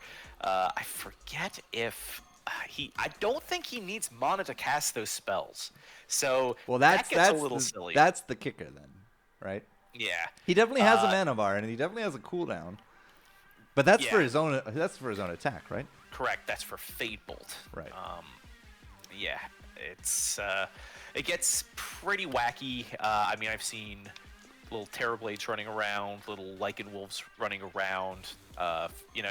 Bristleback, Quills.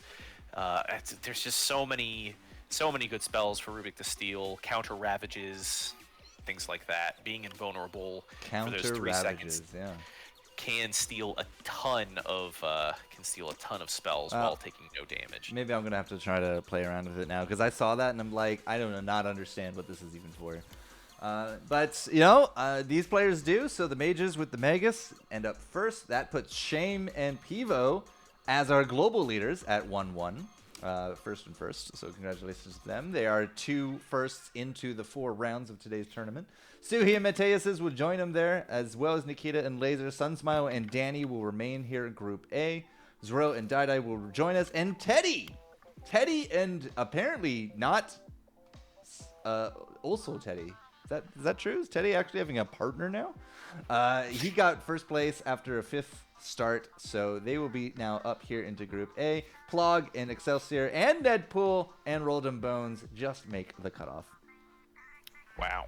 Oh, that's not you, Teddy. That's Teddy Yuju is not you. It's not a new patch. It's not a new you. It's not a Yujo. Wait, did Teddy used to just like double screen? Did you like, not know this? No, dude. Yeah, Teddy. Every time we casted a duos, Teddy was just basically playing two computers at once. Wow. You didn't know that? That's incredible. Yeah, he's famous. He was top of the leaderboard. High APM duos. I love it. I mean, a win Beautiful. is a win, right? Okay, well, somebody named Teddy will be playing with somebody named Bronas. So if it's not Teddy B, then all right, fine. I mean, what else can I do about it? I believe we have a time of 47 past the hour, so 5 minutes on the clock, ladies and gentlemen, and we are going to get Group A round 3 rocking here in just a moment. We did just finish up with Group C round 2, and now going into our next lobby. 3 out of 4. Heckle, this is the power hour. This is where you position yourself to win. So a lot of pressure on these guys. We'll see what they do here in 5 minutes. See you then.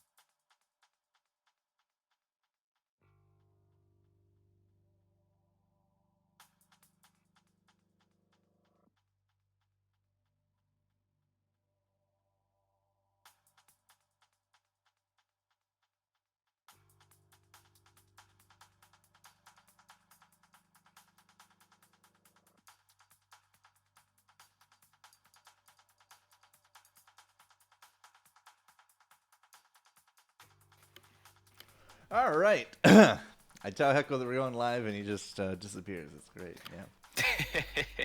Are you an assassin? Yeah. Me? All right. Group A. Whoa, that is not the right information. Boom. There we go. Group A, round 3, about to start here, ladies and gentlemen, as everyone is already in the party. I believe 2, 4, 6, 8, 10, 12. Cool. Ready up, and we'll get this one going, ladies and gentlemen. So we've seen certainly some fun builds today, Teddy. Not Teddy. Heckle. You're not Teddy. Are you Teddy? Nope, not this time. Yeah, we've seen some interesting stuff. We've seen some different philosophies and different lobbies. We've seen a lot of mage. We've seen a lot of knight. Seen a lot of assassin. An odd shaman here and there. But we've also seen a lot of bots, but no more. We've called the week. We're into round 3. We're here to see some pure human duos underlords. Oh, damn. I didn't notice that. Damn, sweet. All right, a full 8. Yeah. Now we're talking. Yeah, 100%. Okay, I think I've hit all the buttons, and we're good to go. So, yeah, Mateus is here on Team Secret with Suhi. They're the first ones up on my board because they had a 2-star Veno right off the bat. So I wanted to see how this goes. So it's 2-star Veno with Shaman. Round 1. As Mateus goes up against Drill and is not likely to really take any kind of permanent damage out of this at all. Wow. That'll be a win for them overall because I think they're the only 2-star in lobby. I will tell you right now I'm having some technical difficulties on my end. All of the team names on my leaderboard are all screwed up. Wow, that feels bad. They might be correcting themselves. Like, I had, like, several teams that were just the gay gang, and then... Several teams that were the gay gang. Yeah, I saw multiple gay gangs on my scoreboard, but... Now a gay empire. Yeah, just organized gangs here, but I think we're clearing up now. It is normalized. Did only 2 people lose? There must have been 2 draws. Yeah, I saw 2 draws on my board. Wow, crazy. Pretty wild. There we go. A few other 2-stars now coming into it as, wow, 5, 6, 7 players now with 2 stars on board. So we should definitely not see some draws coming through this round then. Indeed, indeed. Yeah, I'm still watching Mateus, who's got that early shaman. Some shaman demon going down with Shrill, but they are up against Nikita here and some early mage. So early mage, I don't think can really hold a candle up against the shaman wolf just by itself, right? Yeah, too many boys is the issue here. Just easily dispatches Nikita. Suhi helping out there as well. Oh, speaking of the boys, did you know that that's out now? Yeah, season 2 of that. Season 2 of that just dropped yesterday, right? Very happy, very happy. I know what I'm watching all weekend. I hear good things. I wasn't much for the source material, so I still haven't seen season 1 of that. But do yourself a favor. Sit down, watch some season 1. It's brilliant stuff. Yeah.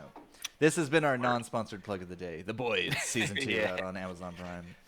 Because if anybody needs the plugs, it's Bezos. A little indie upstart company called Amazon.com has a wonderful streaming platform. Maybe you should check it out. Oh, wait! They own Twitch too, huh? Weird. They've owned Twitch forever. That's a lie, not forever. They definitely got bought out at one point. But still, I mean, I saw a Reddit post about Bezos. It's like, you know, if I was just making billions hand over fist, I would just become Batman. Why the hell hasn't this guy just become Batman? You know? Go out, fight crime, make life better for everyone, be a philanthropist. Instead, he's just, you know, just some overlord. Do we have 2-star Venos? I just noticed this. Oh, is this from Mateus versus 657? Yeah, this is Ward Gang going up against the Gay Gang. Can the 1-star Chaos Knight do it? It's a lot to slap through. That's not happening. Actually, on the other side, Suhi still comes out ahead with the 2-star Dazzle, beating out a Lich. So, yeah, it's all good stuff. So, yeah, why wouldn't you, right? Billions hand over fist, go cure world hunger, go become the most popular man on the planet, become Batman. You can do it, right? More of a Lex Luthor type, I guess. Yeah, I saw a stat today that's like public college could be funded completely and fully just on a 4.7% tax on Bezos's income, just on him. But this is not a political stream. This is Dota Underlords. We're not here to talk about wealth inequality I or, just want to or talk uh, about wealth Batman disparities. because we were talking It's about not the about boys. Batman. Yeah. You're right. We Night got on. Stalker, We got off on a tangent. no longer. We're not in this game at all, right? Night Stalker? Was What's he that ever in this game? No, I've never seen think. a Night Stalker. Yeah, I can't remember a Night Stalker port. All good. All right. These guys are still streaking. The Team Secret 2-star advantage is held up. Suhi is just demons. Doesn't really know where they want to go, but looking at the board and looking at his bench, it's likely to be some kind of knights for now. Is this enough to beat a dog and an enchantress? No, Not so much. absolutely not. But it's still enough for a victory because Mateus, with the 2-star Venos, has held very strong. Double 2-star Venos. Wow, yeah. Yep. Who needs alliances? Yeah, You who know? needs alliances? This is the not alliance gang. It's the master of none actual achievement.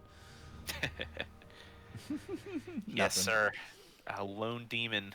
The only synergies going on. It's on Suhi's board. I believe this was item round. It is. Blink Dagger, not... So Armlet of Morrigan and Blink Dagger definitely a little bit more on the lower end of scales of picks. Going to go into barriers for Mateus. So this is either Mage or Summoner or some kind of bastardization, but looking at the bench, looking at the board, right, it's you can really go either way. Yeah, and this is the dilemma, right? Because Venomancer, 1-star unit, you can sell back your 2-star, or 1-cost unit, you can sell them out at cost. But they are a very good early effective unit. They used to be way better when they would apply poison stacks along with their wards. Now, still pretty good. The wards still apply that poison stack. But, with the barriers here, it's going to be tough to deploy those. I don't know if it's a 2-cell range to deploy for the barriers. Not that it would even matter, because the Venomancers just run out and say, hey, what's up? What's going on? They're kind of getting chewed apart here by this wolf. But yeah, it looks like the making of a mage pivot for Mateus is here. We'll keep an eye on Team Secret since they haven't lost yet, and they'll continue their streak. I just did watch KEKW V2. Haven't seen Sunsmile and Danny on stream yet. So it's early assassins for Danny. It's some early trolls here for Sunsmile, and they will actually clinch a victory over the good odds. Good odds at 89. Not the lowest of the lobby, but it's, getting there. Looking at these guys, though, Danny, very, very strong suggestions here for Swordman Assassin. And Sunsmile could be Knights. It's a little tough to tell on that part right now. It's kind of just nothing right now. Definitely troll. And the 2-star Dazzle, you got your Dragonlance 2-star Bat Rider there too, with Illumina on the bench. But yeah, we see a lot of Knights starting to emerge out from the primordial soup here. Wow, 2-star. Oh, that's not an Ember. That's 2-star Image. Okay, it's like 2-star Ember. Wow, that's Yeah. real early. Those are some drops. Ooh, Secret just finished off their Dazzle. That's good. Danny got absolutely smoked. Knights versus Assassins this early on. Yeah. Yeah, Assassins that's, cleaned house. Looks like Sunsmile's going to get smoked here as well. So, oof, 12 damage. Actually got that 3 Spirit Delta Slam off, with a 4 at a level 4 team or a player. 4 spirits? Yeah, it's tough to beat. Mm-hmm. Okay, so good odds. I said 89. They're getting down there. They're all of a sudden up to second. Let's go check out Ned Pool and Rodan Bones. See what they're sitting at. And Okay. Assassin Evasive, 2-star Phantom with a pike. That's fine. Ned Pool on the other side, Shaman Healer. I'm actually rather surprised they gave the tree a healer tag. I guess I should be more surprised why they didn't do it before, because he does heal. But getting that natural healer with the doggy, it's about to come out. Oh, it's double doggy. Wow, that's not a dog. Sorry, That ain't a dog. that ain't no dog. That's a bird. Oh, that is going to be terrible for Ned. Yeah, this is looking like, well, I mean, the Luna is doing pretty well to clean this up. The last treant's going down, so it's just the Enchantress and the Shaman The creep. healing, though. That healing, though, but Can't kill the healing dog! of their own. Can this evading Wild Wing take it home, though? It's not. Wow. All right. Luna, MVP right there. Hello. Mm-hmm. And this is a build that I've been kind of spitballing around in my head because there's some pretty interesting natural side synergies you can apply here with Shaman. We saw the Shaman Hunter in our previous lobby, but Shaman Knight does synergize quite well with your healers. You naturally have two healers with Omni Knight and Dazzle, because you're almost always going to have a Dazzle in there for the troll part of the Knight comp. But if you're running up against LCs, maybe you could throw in just a splash Shaman 1 with your Enchantress and your Treant Protector to get Healer 2. So that, to me, screams you need levels. And again, Right. it ain't a level meta right now. That's true. So, Point. I mean, they might just use them for now and then just swap them straight out when they get those 2 stars. Yeah, those Spirit Brothers are quite nasty, aren't they? Mm-hmm. Yeah, and Rolled and Bones got rolled himself. 19 hits. Yeah, at round 8, when you lose 20% of your health, ladies and gentlemen. Max health. That is Check out painful. Nikita, though. The Power Puffs. The Powerpuff 71. I mean, they're still ahead of good odds. Yeah, but got that 3-star CM. The pivot to Mage is complete. Have the target dummy there for the front lining. Interesting stuff. Get there in just a moment. Barricades for Assassins is not probably your play, so it's Cloak or Vanguard, so likely a Vanguard for Rolled and Bones. Barricades on the other side is being thought, but I think a Blade Mail will win out. Yeah, Blade Mail does. It will be a Vanguard as expected, and now we will go off to the Powerpuff Gang, who just picked himself up a 2-star Demon. Demon something. She's not a Demon Hunter. What is she? Queen of Pain. The Queen of Pain. The poison demon assassin. Right. So Sunsmiled said Poisoner's good for the first 20 rounds. I had a solo game where I got all 3 Poisoners. Well, there's 4 of them, but I got 3 Poisoners on my first round. So I just rolled with it, and it definitely held up very well until like the late mid game, because then it's like, well, your Poisoners aren't getting any stronger. So. Right. But we don't see a lot of that splashed anywhere. Mm-hmm. Yeah, I can see, there's a Knight build that I had a lot of success with that went very deep, that incorporated Viper for Dragon, for Poisoner, that also incorporated an Alchemist late with a Dazzle. So that's one use of it, but again, that's a rolling build, or that's a leveling build, not a rolling build. You need levels for that, so I don't expect to see it here. I'm not, Poisoner to me just is in a very strange place within the meta. It is a single 3-person alliance in the same way that Void is, but it doesn't scale like Void does. The units themselves don't have any kind of inherent synergy. It's in a weird spot. I don't know if this was intentional, but Danny with the 3 Assassin 2 Evasive has a 3-star PA with an armlet. Okay. I don't know if armlet was the intended item, but that's where it is. Did they fix Ench Dragonlance? Enchantress Dragonlance? Is that the question?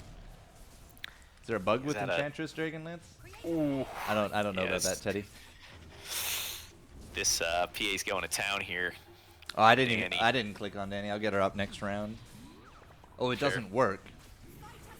Oh. On Enchantress. Cool. Does it not? Really? That seems rather strange. Huh. I don't think I've seen an Enchantress with it, so can't tell you there, Teddy. But I'm sure you can just go into try mode and figure it out, right? Yeah. You're incompetent. Thanks, Nessus. Jesus. All right, so Powerpuffs 71 take 3 more from the very hurt. What happened to our lobby? A lot of haymakers coming out here, Jester. Noika Conby and the OK players are not looking so okay. Danny is kick W, right? Danny is kick WV2, yeah. Danny and Sun Smile. Let's watch this PA do some work, yeah? Wow, 3-star bounty hunter in now, too. 3-star bounty. Okay, so Phantom Gauntlet. Or Fantlet Armlet.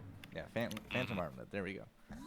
I just want to see how well this does, right? She's doing plus 130. That's 330 a swing. If she's not getting focused, she looks okay.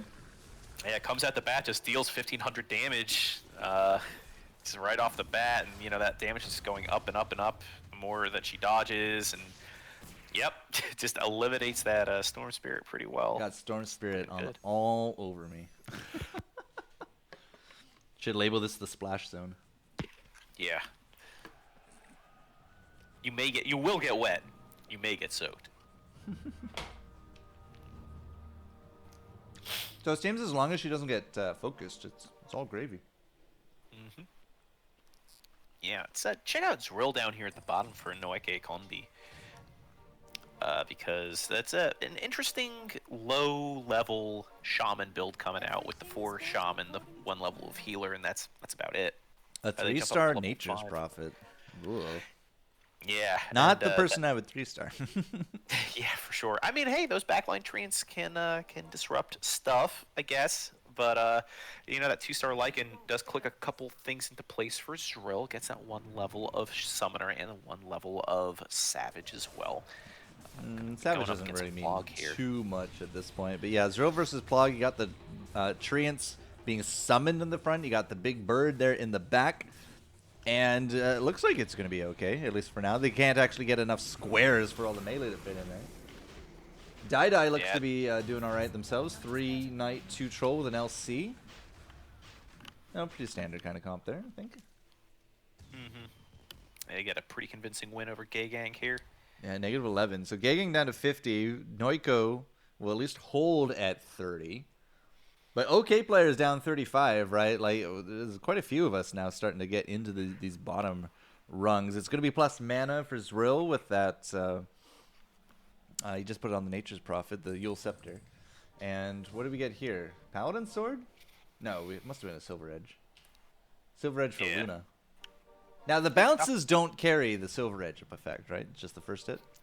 It doesn't break down the line correct. That would be pretty nutty. That would be pretty nutty, yeah. Wow, a lot of 3-stars coming out here. A lot of people finishing up their builds. Nobody at 6. That's a lie. Team Secret at 6. Everyone else still here at 5.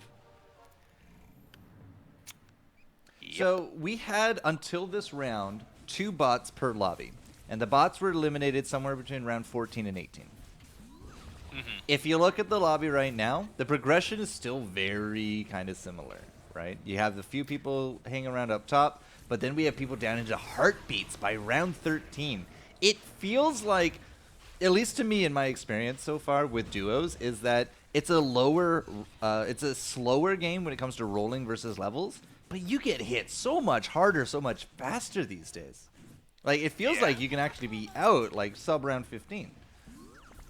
Yeah, I mean, we saw it with the bots, whose leveling theories may not have been updated, but, here we've got, Noiko Konbi now sub 30 health, dropping against OK players who they themselves are kind of flirting with the 20s as well. And yeah, it's just hard-hitting stuff right from the gate. 3-star Jug. Is 3-star Jug for the Swordsman or is 3-star Jug for the Brawny? One Punch Man is Brawny! Oh, that's magnificent. I love it a lot, Jester. Particularly the 3-star Jug. I mean, they changed his 3-star bonus to be something actually pretty useful. Giving that percent health to the entire team helps everyone with Brawny just get bigger and bigger. You put a Stonehall Cloak on him and, just gets even more silly. It's good stuff. They gutted some of the power out of Brawny, but I feel like that they just put it into Jug to make sure that you get a Jug. Or you're rewarded for getting a Jug, right? So once you get that Jug and you have your 4 Brawny, you're basically back to old Brawny.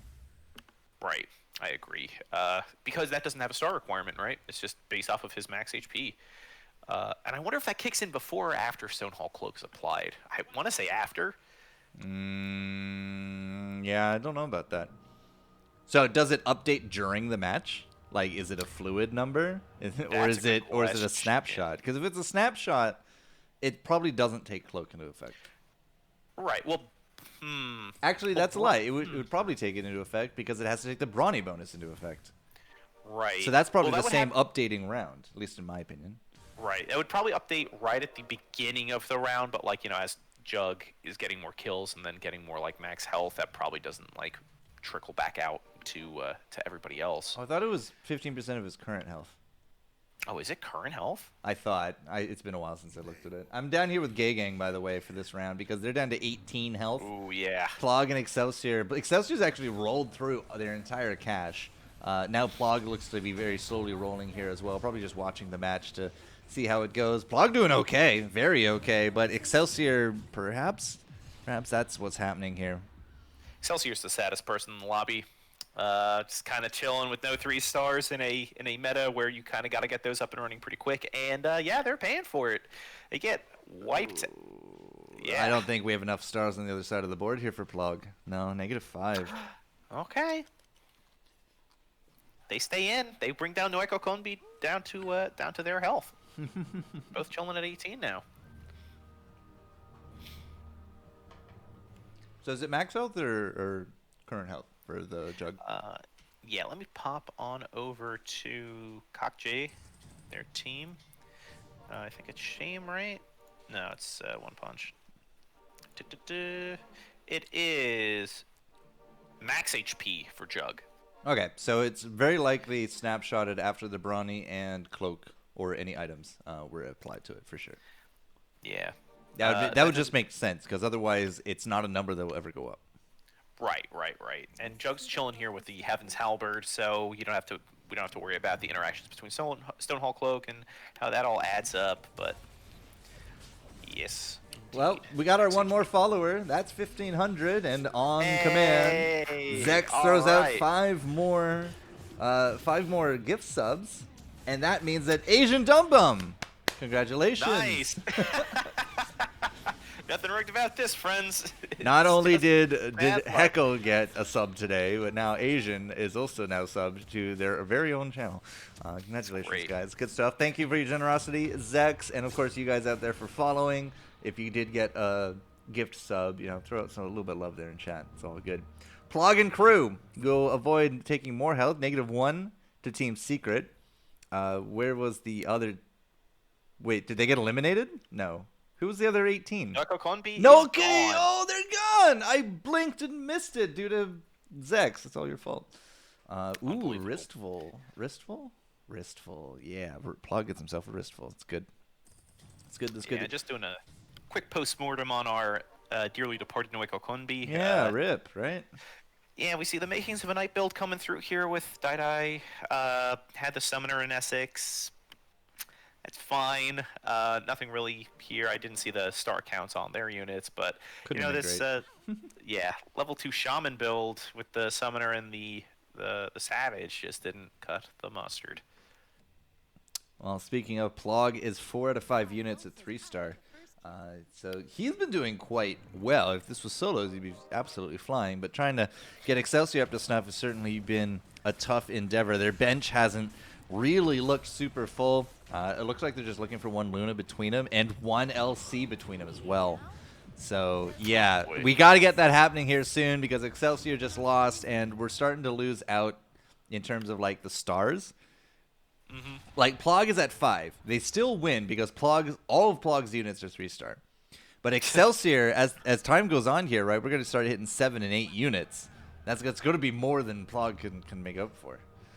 Yeah, and you look at Excelsior's units, and of those 5 units on the board, probably the worst one is 3-starred. Or the one I least want Abaddon? to be 3-starred is 3-starred. Yeah, I don't want Abaddon at 3-star. I want the There's the LC. I was about to say, I want the LC. I want the the damage diversion during Oh, duel. this isn't a 3-star Luna. They don't have another 2-star Luna. They don't have a Luna on the board. Ooh. Yeah, that's only going to be... Oh, so they're 4 Lunas away. They are 6 away from Omni. Wait, Omni, you're opting to not play an Omni on the board? I guess it's for the troll bonus. It's for troll bonus. It has to be. Yeah, and would you rather have a 2-star Omni Knight or a 3-star Abaddon? That's the question. Well, I understand now why they don't have the Omni on. They also don't have the levels, right? They're at 5. So that's a big problem, right? They're going up against people at 7, soon 8. They're at 5, and even if Plog wins, and it doesn't look like he's winning this round, right? Oh, boy, actually, this is lethal. I'm pretty sure this is lethal. Well, Plog took it home. You're right, he so did. I misread it. Might just scrape by, yeah. Completely misread it. I thought it was the other way around. My bad. It was close. If it was the other way around, it would have been lethal. But yeah, like they're getting chipped away. They're at 5. They're fighting upwards, and if they're this far from getting those 3 stars for Excelsior, then it is not good news. Yeah, they're not exactly rich either here. Excelsior just around keeps spending. Yeah. Yeah, 10 gold mark. It's and they are not close to 630 XP away. This is a wrist. Wait, we put a wristful on the Wind Ranger? I really like that. I guess you didn't really have too much of a choice. I would have put it on the Vengeful personally, but there we go. 3-star Terrorblade. Help. This can help. 3-star Terrorblade. That's fairly frightening. Still at 5. No real plans to go up at any time, it seems. They're at 12 out of 40. They couldn't even go up if they wanted. Yeah. Also, lol, 3 bristlebacks in shop for Plog. Nice. I'm sure somebody in this lobby would like to see that, but it's frustrating because Plog is like 1 unit away from that 2nd level of Heartless, which is like just like so key for a build like this. Even though they did kind of nerf it by changing that from 10 minus armor to 9. 3-star Terror got nothing done. Yep, that 3-star Terrorblade didn't do so hot. Okay, Excelsior's done for already. Looks like 3, 6, 10, 11. Oh, no, there's more. Oh, 15? Oh, okay. Yeah. It's not looking good for Plog either. Yeah. They just weren't able to keep up with the levels. They weren't able to get the 3 stars that they wanted. They weren't even close to Omni or Luna being in, and that will be the end of the Gay Gang here in round 3. Not a great placement going into the final round. Not likely to see them into the last lobby as well. Indeed. What's up with these power puffs, though? They're not doing so hot either. Oh, let's go check them out. We got the scoreboard up here. It looks like Mage's Swordsman? Question mark? Okay. I feel like there's a lot of experimentation going on today. Yeah, this one's it's got an opening here for Spirits. It's got an opening here for Assassins. I don't know about Swordsman CM. With the pirate hat, I think that's pretty bad. CM with a pirate hat? Did I hear that right? Notable frontline unit, Crystal Maiden. Strange to me, but you know. I'm not crazy. Swordsman is plus damage for adjacent units. Correct. Well, she's against Assassins now, and okay. I'm sorry, if you're gonna get us excited for triggering the bonus from Assassins, I think you're gonna be in for a shock. Yeah, it's that was a rough beginning, but Nikita does pull it out. The Crystal Maiden may not have helped too much with her 123 damage from auto attacks, but does pull one out against Danny. Yeah, Laser did not hold up their end of the bargain. So -3, -3 puts them at 17. The rest of the group 2, 4, 6. Did somebody else go out? Somebody else just got murked. Who got murked? No, Gay Gang went out last round. I only see 6 teams. Yeah, because Noike Combo. Oh right, that's right. Noiko Kondi rather. I play duo. I play knight. I play duo. I win fight. Good job, Teddy. I loved it. It was good. There's a Craigie coat. Craigie coat. Craigie coat. Oh, did not. It was a sheep stick. Nice. Advice. So many moon shards getting picked up in these lobbies. I've noticed.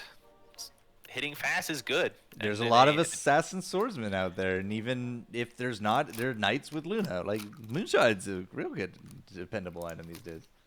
Everyone likes hitting fast. You know, that last patch taught us, you know, with all those trolls, like people want to just attack real fast. All right, I just really want to see Nikita and the swordsman play out. Mm-hmm. Yeah, this swordsman CM is my favorite thing right now. They just don't have another melee to put it on. Yeah, it's really unfortunate. Gotta put it on yeah, someone. Oh, those spirits did some pretty fantastic work right there. Brought everyone down low. Nikita in the boat. Looking for some redemption here, but that's a lot of red. And now some more invincible spirits will clean the board. Nikita is not looking great. Laser, what happened here? That's a lot of 3 stars running around murking you, buddy. Oh, boy. Is 17? That could be 17. That absolutely could be 17. Yeah. That's a lot of 28. 12,000 damage from Spectre alone. I'll run over. That was kind of sickening to watch. Feels bad. Nikita and Laser will go out 6th here in round 3. So again, not likely to see them into the finals. But we are tightening things up. We're at 24 here for good odds. We'll go up to them next. But OK players at 25, Team Secret 29, and then it's the jump to the powerhouses because we double up. Well, okay, times and a half up to 35, and then One Punch Man and Shame living up to their names, right? 15-4 record leaves them at 82 health. Kind of killing it right now with this Brawny and 6 Mage comp with that 3-star Storm Spirit, 3-star CM, Chain Frost out from Lich, a 2-star Rubik, also super powerful. Has the puck, no Dragon, no Spitfire, no Viper, no anything like that. All that talk about Spitfire being the Dragon activator for both Brawnies and Mages, and not a single person put her in the comp. Well, to be fair, we see a Brawny, we see a Mage, and to me that counts. But there's no Spitfire. Oh, do they not have Snapfire on that team? No. They're not even eating each other's lunch. That's what I'm talking about. Well. Wow, Bones. Bones was looking real good for a moment there, but then the spirits happened. But it looks like he's able to recover, question mark. Barrels come out. Jewel's still alive. What? Jewel's still alive. All right, Nah, cool. He falls through his chair and dies. Well, Bones and the Assassins, almost a 6 Assassin, 3 sword set up for him. It's up to Nedpool, and this is something that you were talking about earlier. Nedpool with the Knights, Shaman, Splash. It's 4 healers because of those Shamans. Mm-hmm. And this is my Necro Bat coming through again. Just keeping those Brawl Bruisers coming out on the board. Look at that healing. What's up? 5, 6, 7K healing. Well, okay, actually, the opposite side did some pretty hefty healing there as well. It was Battle of the Healers, I guess. Wow. Tons and tons of healing. We have a very possible Alchemist ready to roll here for Road and Bones. They're missing 1 Alchemist. It looks like they are 2 Slark away.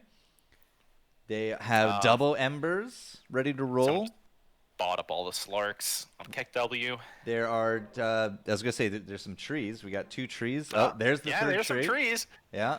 And 2 Omnis away. Now, there is a 2-star Spectre floating on their benches. Don't know why. Okay. Nobody's using it. But Spectre's overrated, man. Neither. God, yeah, I God just nerfed. holding it. More Spectres being bought? Okay. Okay. So who's going to put in the Spectre? Probably Rolled and Bones, right? Well, Netpool does have some demons. Has a Nastix. Has the does not have a Nastix. Has Hobkin. I don't know what I'm talking about. Yeah, there's definitely no Nestix there. Bones got murdered. Yeah, Netpool is getting overrun to the point where this is top team. Yeah. Is this That might be a 24 kill. worth? I don't think that's 24 worth. Well, that's 22. It's not 24 though. That's what matters. End of the day. I think OK players went out. They are dead. OK players and the Powerpuff. Yeah, Powerpuff was out before that, so OK players down to 4th. Rolled and Bones with the 3-star Slark, but there's no item on him. Would you put the Mom on the Phantom, or would you put it on the Slark? That's tough. I actually don't know what I would do. I think I would put it on the Slark personally, and yeah, maybe not. Only one. Oh, we have a level Butterfly rogue. and the Queen of Pain. I don't know. Maybe put that on the PA and put the Mom on the Slark. Either way, this poor Alchemist will not go Someone's completed. gonna die here, Jester. Yeah, 9 versus 2, Team Secret versus the good odds. All right, boat goes in, Rolled and Bones. All the assassins jump forward, right? And then it's looking good until the spirits happen, and then all of a sudden their health starts evaporating. The barricades are just left by themselves in a corner like a Stonehenge, but Rolled and Bones will be okay. Nedpool, on the other hand, is not. So, ladies and gentlemen, this will be your 4th place. Good odds. We'll take something like 18. No, they'll only take 8. It wasn't that much. But That's still, close. it's enough. That is lethal. 22 from 1st to 3rd. Well, from 2nd, I guess, as KEKW would take a big hit there. Good Is there any odds we might stopping? see. We actually still might see them in the last lobby. Yeah. I mean, yeah, that's a top 4 finish. Nothing to sneeze at. That heavy healer Shaman Splash build did not pay out the way they wanted. Rolled and Bones never got that 6th assassin or completed rogue. Man, It's tough. should have paid more attention to One Punch Man. Look at his build. What do we got? That's 6 Savage. All right. Okay. 6 Bloody Savage, and they're all 3-star.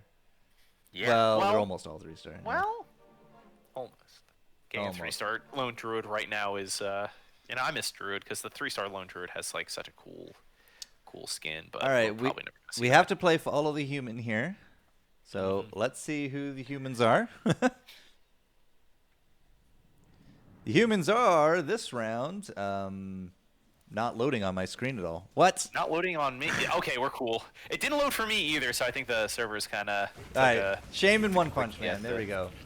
Shame and One Punch Man going to be taking on Team Secret, but we've already come late to the party, so Shame has already cleaned house. One Punch Man on the other side, it's looking a little dicey, but if you think about it, the 6 Savage, they just get stronger and stronger, so they're just going to hit harder and harder, and that will be a cleaned house from them. Team Secret, 3rd place, ladies and gentlemen. Keck WV2 have to hold their own against Team Secret, but even if they do, I don't see them taking down these brawny gods. Yeah, they're just so like They did, we're looking yeah. at 24 kills on the Bristleback. What's this Jug got? 30 kills on him. He's got Blade Mail. Bristle with the Necro Book as well, with 1 level of Summoner. It is like this is the build right here. This is some really nice stuff. So it's 6 Savage with the Jewel, and Brawnies with 61 kills, but only on two of them, right? The important part, though, is that it's on Juggernaut, and it's also on Bristle. So Bristle with the Brill, the Bristle Brill Bruisers. That's pretty fantastic. Bristle Bruiser back. Danny has disconnected. Danny's just done. Danny's like, He's oh, just done. it's not happening. All right, 6 Mage Yeah. and a Magus. Well, these assassins. Yeah, they're holding up, yeah. Well. That 3-star Slark. I see a 3-star Slark jumping around. Yep. He's here and he's pissed. Yeah, he He's poops on your doing it. Ronnies. He poops on your Ronnies. Shame, on the other hand, is also not gonna win. Boom. All of a sudden, what we thought was in the bag is 16 health applied to the #1 spot. Danny, you better get back in here, buddy. Yeah, we might have a match to follow. See if the cross spots are as dominating for Team Keck W. All right, Danny's back. I got them up on screen. Danny and Sun Smiles, just so we can see a little bit more of an in-depth at that. 6 Knight, 2 Troll with an LC, 3-star LC. It's kind of a cube in the middle of it all. And Danny with the 6 Assassin, 3 Swordsman, and pretty much everybody is. Are they setting up? Are they setting up for a Void? I see Templars and Spectres and a Luna. Yeah. Although the Luna's for the other side. They're 1 Luna away. Yeah, 1 puck away, 2 for Shame. Okay, Danny versus Shame. This is the Assassins trying to get to the corner, and oh my god, that corner has definitely been invaded. That was pretty dang good from Danny. Sunsmile, a little bit more of a slower go, as the One Punch Man is definitely taking more than 1 punch to make it happen. Sunsmile with the Knights. The 6 Knights are working. They are holding up. They got Shallow Graves with the 3-star. Dazzle out there, because there's no vesture. Oh my god. 30 health. Damage. Please dude. apply to the burn area. Yeah. Oh my god. Is this winnable for CAC? Have they just been out? It feels like it. They're streaking, man. I don't know what the catalyst was. Danny has 30 cash. I can't imagine they're going to be going up. They're at 10 out of 80 needed. You're not going to be saving for that. Puck. Probably going to put Dragon in with that too, with that empty space. Yep. So I got the dodge. You got Morty kisses. That could turn things around for Shame. So the 3-star Fairy Dragon looks really good on paper, but it has to have some pretty good circumstances to make it shine.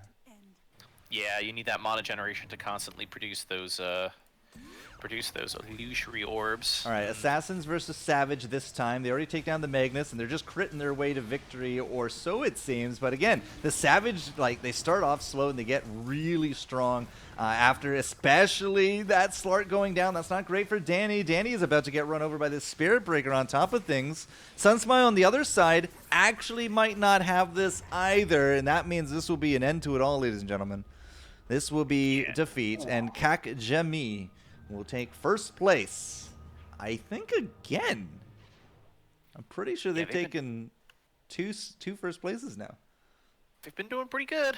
And yeah, I mean, we saw that, this lobby could have gone a lot longer, but things just clicked into place for Kakjemi to close things out. That 3-star puck doing 10,000 damage with illusory orbs certainly didn't hurt. I don't think we got a full no, that Snapfire instantly died. Actually couldn't do damage.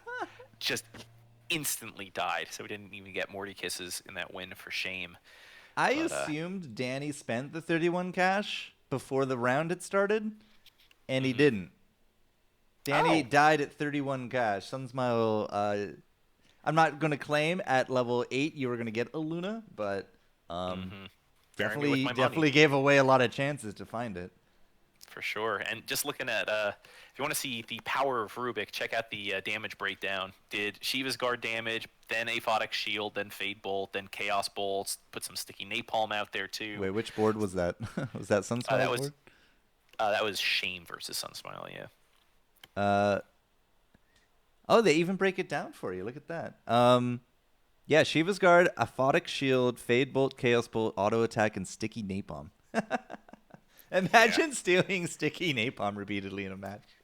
Not my favorite, but I mean, we've all seen that video on Reddit of two Rubiks just casting Serpent Wards at each other over and over and over again forever. Really? No, I haven't seen that. That sounds hilarious. Oh, it's super good. Like, if one of them gets Serpent Wards, the other one will just... Because Rubiks can steal from Rubiks, and they're free spells, so they'll just go like, whoop, whoop, whoop, whoop, and then the whole board is just snakes. And I don't think it's winnable, because I don't think the snakes prioritize heroes over other snakes.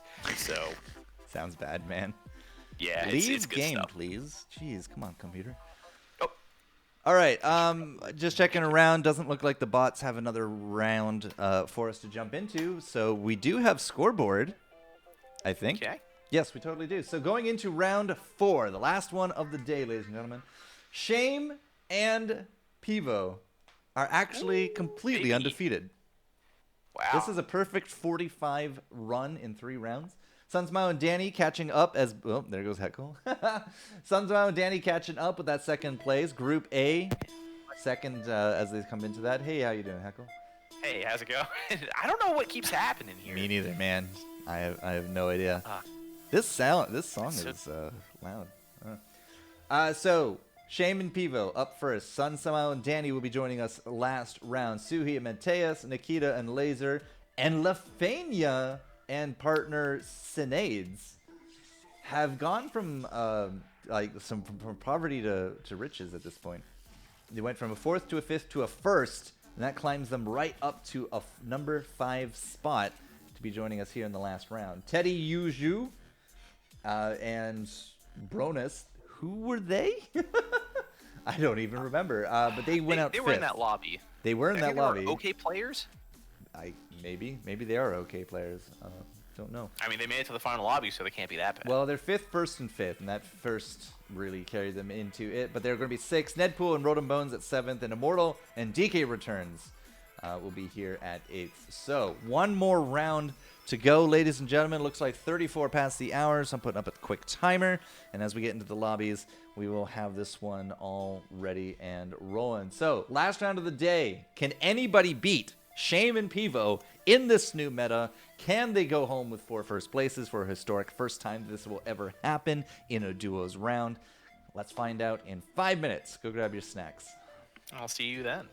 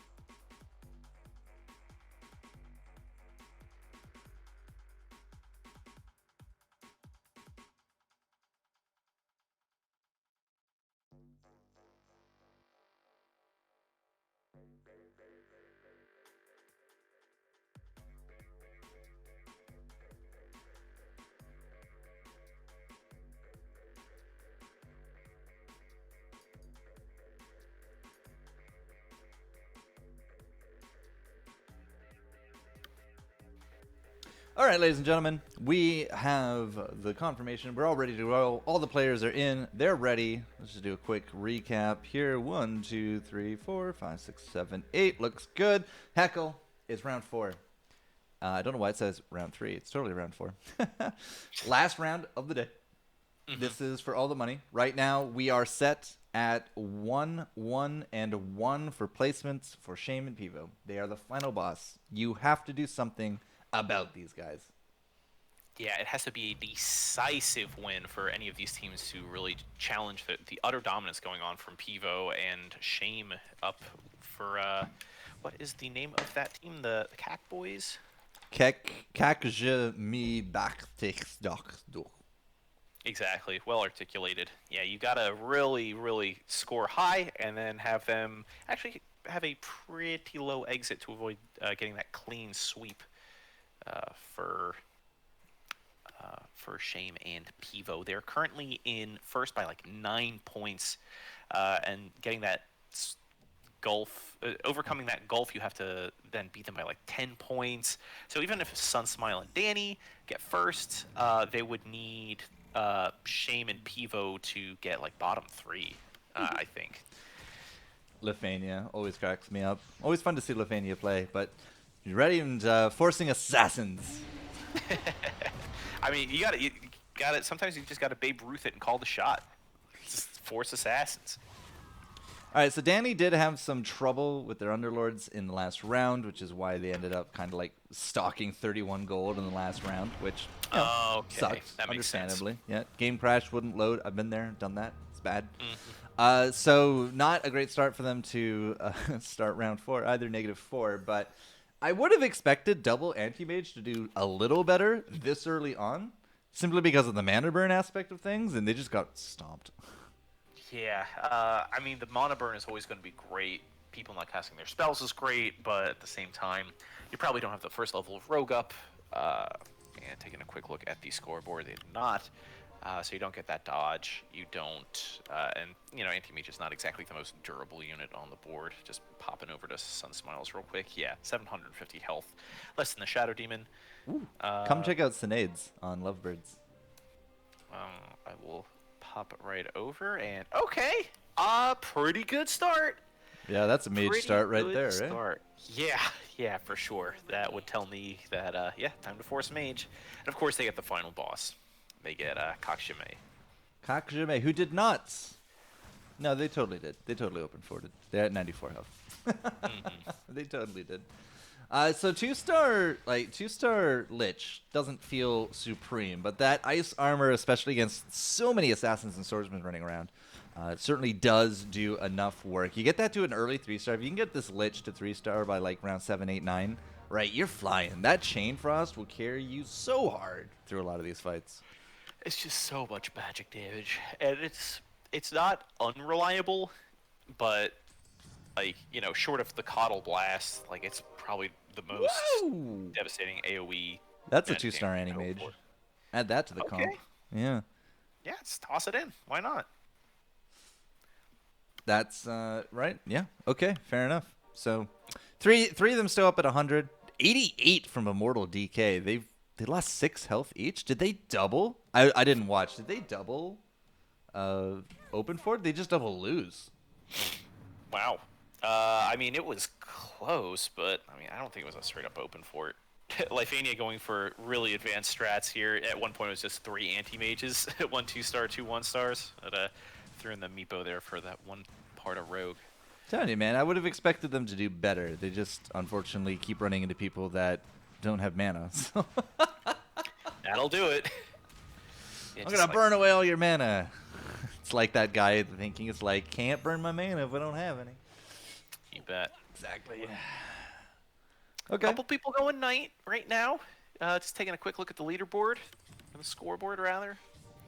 It's like 5 people. Only 2 Shaman Splash. Okay. You don't even need 2-star Shamans to have that Shaman Wolf carry you a good bit, but Bronus is 657. Yeah, so they were okay players. That's the Tati Yuju, the 657. You know, double 2-star Shamans is feels good. Yeah. Pop over to them real quick just to see See what kind I'm of still here. horrors. I'm still here on Lovebirds. Okay. But yeah, you can go check them out. It's fine. I mean, it's early days. Yep. Yeah, let's see what you got, Bronus. Because, this early 2-star Shamans, like, that's going to be a good chance with the Magnus for the 4-staff chance on the Wolf, and from Nature's Prophet, you get that Wrath of Nature damage that goes up with levels as well. Yeah, I don't particularly care for the 4-stick stuff, but It's funny, that dude. Nature's Prophet Wrath is, whew, that's something. Yeah. Super good, and you would be shocked at even at 2-star how disruptive that can be. I think last week during the finals, we watched a bristleback just proc that 4-staff 3 times in a row and just get sent off to the corner, Pew, pew, pew. told they're naughty. It was great cast. I think we just said no to barricades. Okay, Okay. who needs them? Don't want mage barricades, I guess. That's new to me. That's fine. Yes. All good. All good. Okay. So good odds still up at the top. Lovebirds just under them. So let's go see what their early game dealings are. Nedpool and Roll Damn Bones. It's Troll Healer with with 2-2-stars, with a 2-star Enchantress to go with the Dazzle. Roll Damn Bones on the other side with 2 Evasive and a PA, but it's only 1 PA between the 2 boards. That feels like me. That's me right there. Yeah, Right? I was like, exactly I got a the scenario. PA early. You don't get another one for 17 rounds.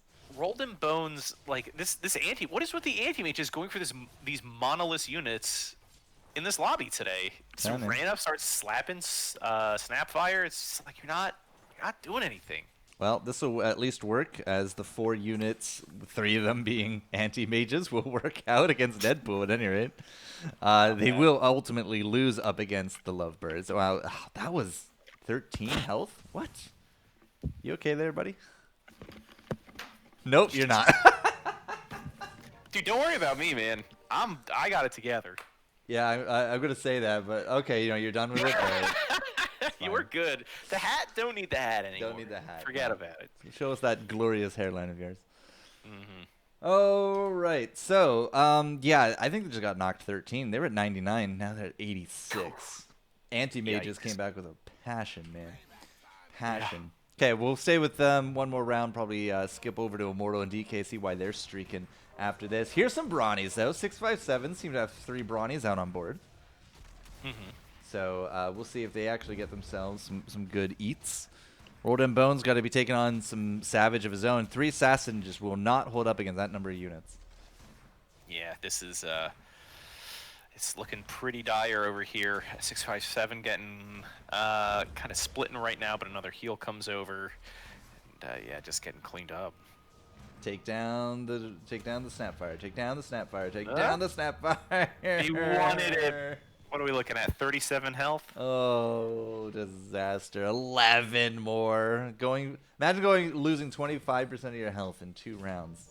Ooh. That is devastating. All right, Immortal and DK.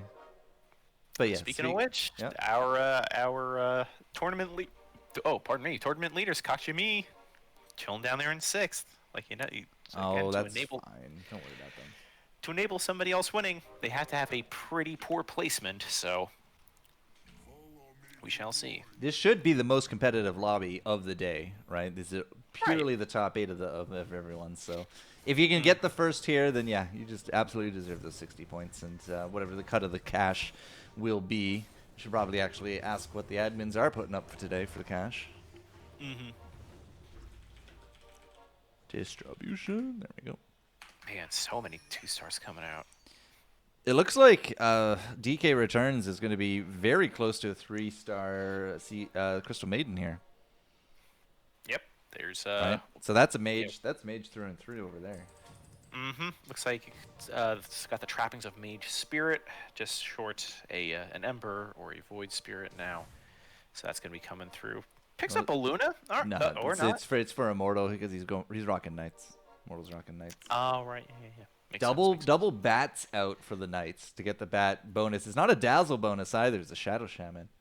Okay. Earlier on like this, I would take the Shadow Shaman over the Dazzle, but then I would swap that a little bit later on.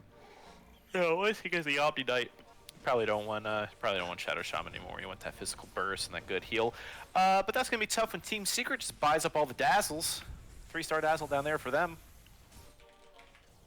Yeah, that's good for Secret for sure. Yeah, but you can't preclude you from getting your own 2-star dazzle. Yep. A little hard to stop that pain train roll. Another victory. -14 is the Powerpuff Gang down 57. That's feeling pretty harsh. 57 by round 9? Yeah, that's... Well, maybe these items will bring them back a little bit. That's a 3-star Vengeful, I think, up in Kakshami.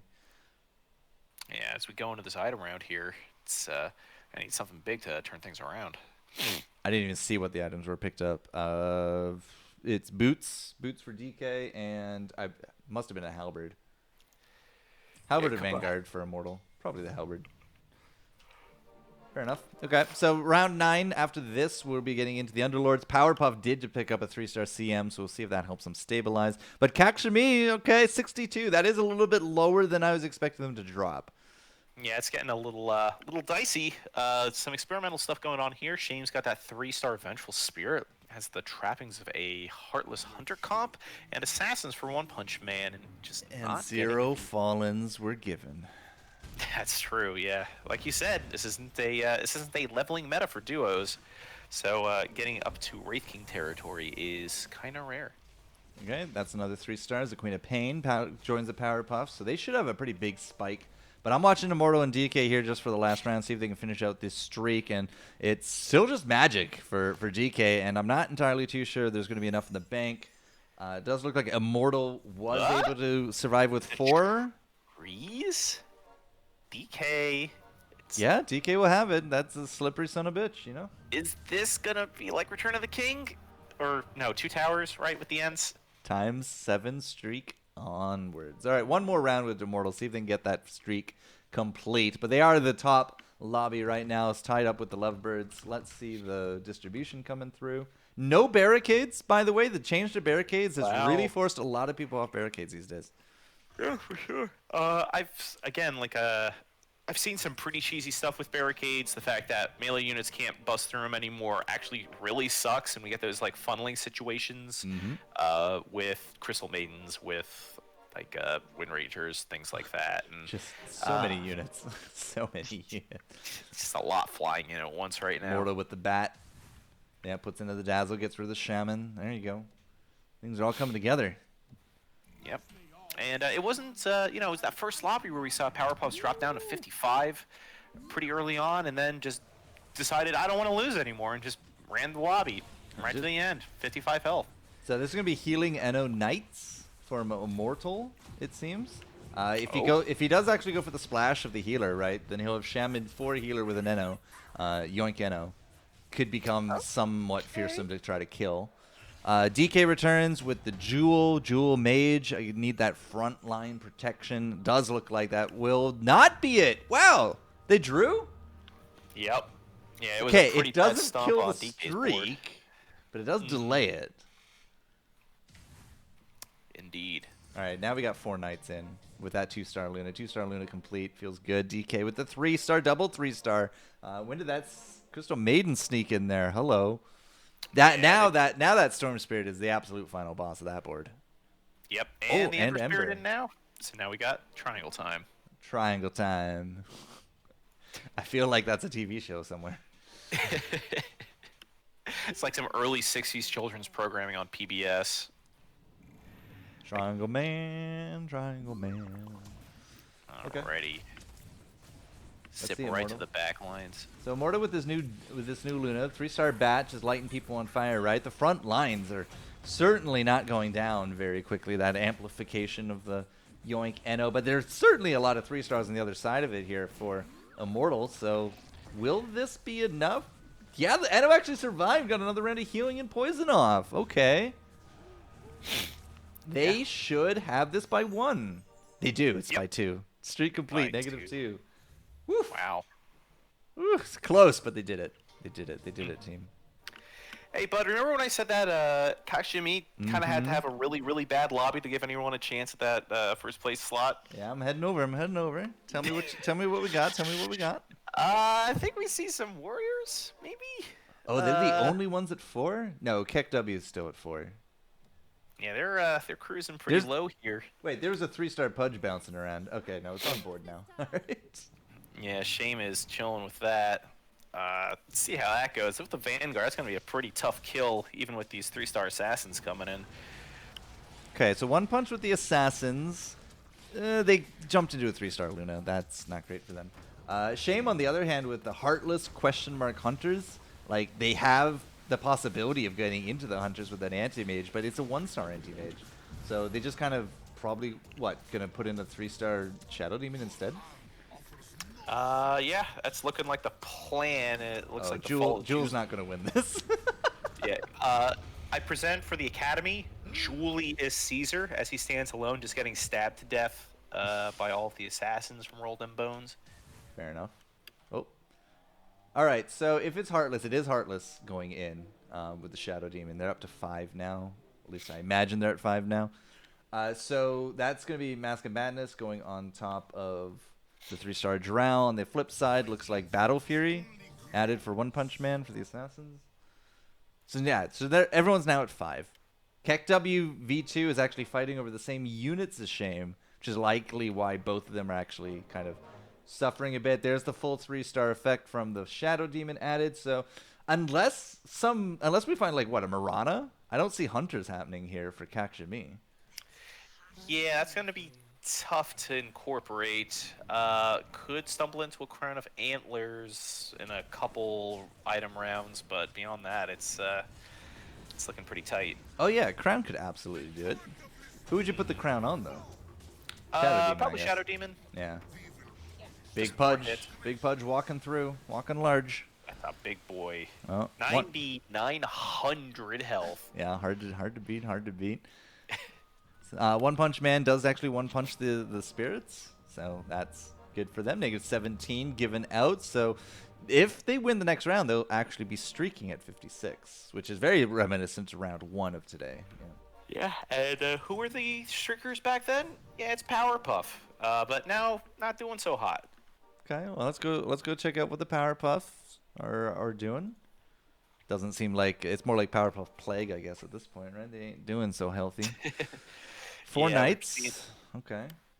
I like this flex from Nikita though. Running mage, and this is a casual 3-star quap with a blink dagger.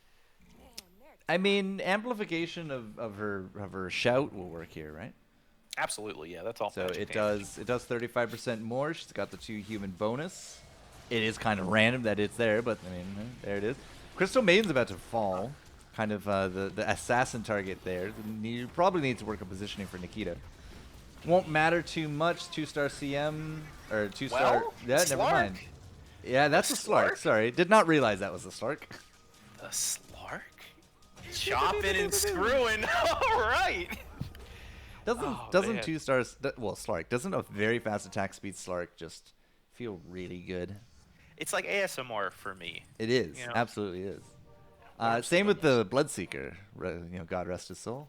Oh man. We'll see that accursed being in some other form some other day. Yikes. 2 Slarks or 3 Slarks away here. If Nikita's going to put a Slark on board, I don't know why you would, but there it is. So this is going Magic Assassins, Magic Swordsman. I don't really know what Nikita's flexing into. Magic Swordsman. Could be a spirit build, with the Mage With Assassin. 2-star Slarks. Mage Assassin, right? Mage Assassin, you throw in some Splash Spirit and you hope you can clean stuff up that way, but That spirit, I don't that know. spirit triangle was not great. yeah, it was not the best. Oh, yeah, all right. So that's Frozen bad for Slark. Nikita. Oh, Laser's One not good doing shout, great. though. Okay. Not enough. Okay, cleared the board though. I'll take it. Right, Yeah. take it. Laser's getting egged on in the corner here up against Knights though, getting out knighted. How close are they? Laser has a Legion Commander on board, 2-star, 1-star. So they're what, 2 away? 2 away from the 3-star. The Luna is yeah. the same. Yep. That's gotta feel Luna's bad. 7 out of 9. They're 3-star They're Spirit Breaker. 3 all bats away. Okay, I have to put up the scoreboard now at this point. How many knights we got? 4 knight players. Yeah, high contention on all of them. Yeah, it's 2, kind of 3 of them have 3-star bats already. Jeez. 1, 2, 3. Oh, there's 5 Knight players, and the other one has the 3-star LC and the 3-star Luna. So Laser is kind of getting screwed a little bit here. Yeah, it's tough to complete those crucial 3 stars when you're competing with like 4 other people for him, and them's the breaks. God, putting that ice armor on the Queen of Pain who jumps into your backline and just murders you is fantastic.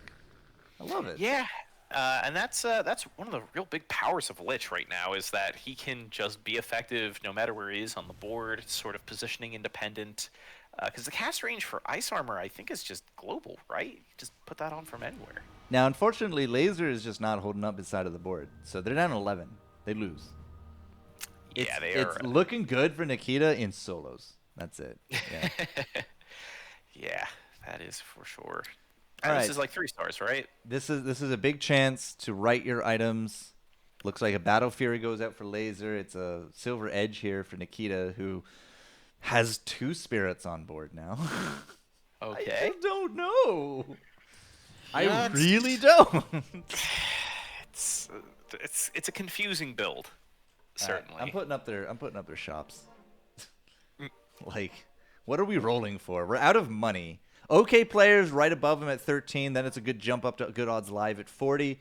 Keck W leading the pack at 70. Team Secret and Kak Shami, who was at the bottom of this lobby once upon a time, are actually holding strong as top 4. It's a mid-50 rally. We saw it, a couple lobbies ago with Powerpuff, and we're gonna see a basement battle here between them and OK players. Yeah, battle of the basement fans. Yeah. So Nikita and your 3 magic question mark.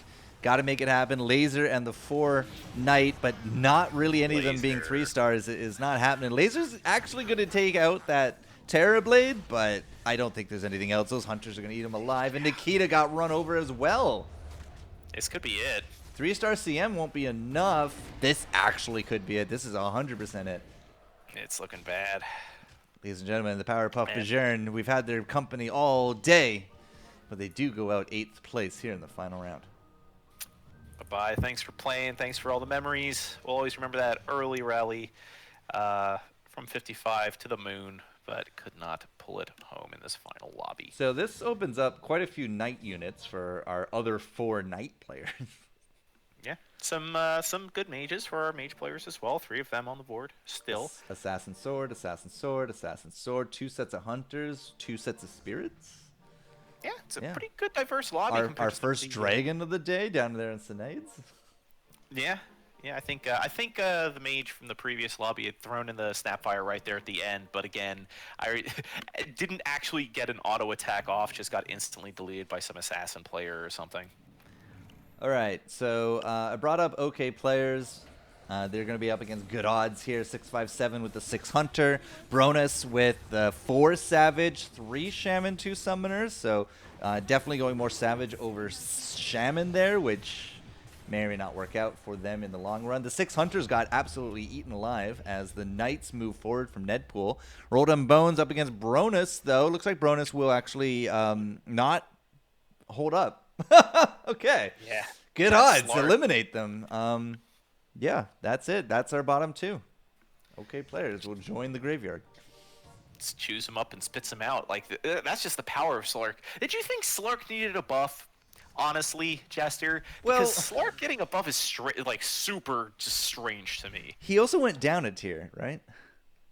Yeah. So he's much more earlier in his acquisition. So that's probably has something to do with it as well. Yeah, but I didn't really think like a 2-star Slark with Mom was still a pretty terrifying unit even before the buffs, and now it's like a lobby clearer. Well, if he goes uncontested, right? If he jumps into an anti-mage or something, or he jumps into a bristle, not a bristle, the damage reflect cloak name escapes me off the top of my head. Like a blade mail pudge. Blade mail, yeah. If he jumps into a blade mail, he jumps into an anti-mage. It's absolutely terrible. But other than that, as long as he doesn't get focused, he's completely fine. Okay. Rotom Bones. Here. Yes, Good Odds would take 16, even though they did just get that 3-star bounty. So Secret not dead yet. The rest of the lobby has certainly come down a good bit, though. There's a 3-star Luna from those released Lunas from the other teams that have died. So 63 to 18. Kakjami still at 56. They have been streaking, and it's a pretty good streak, too.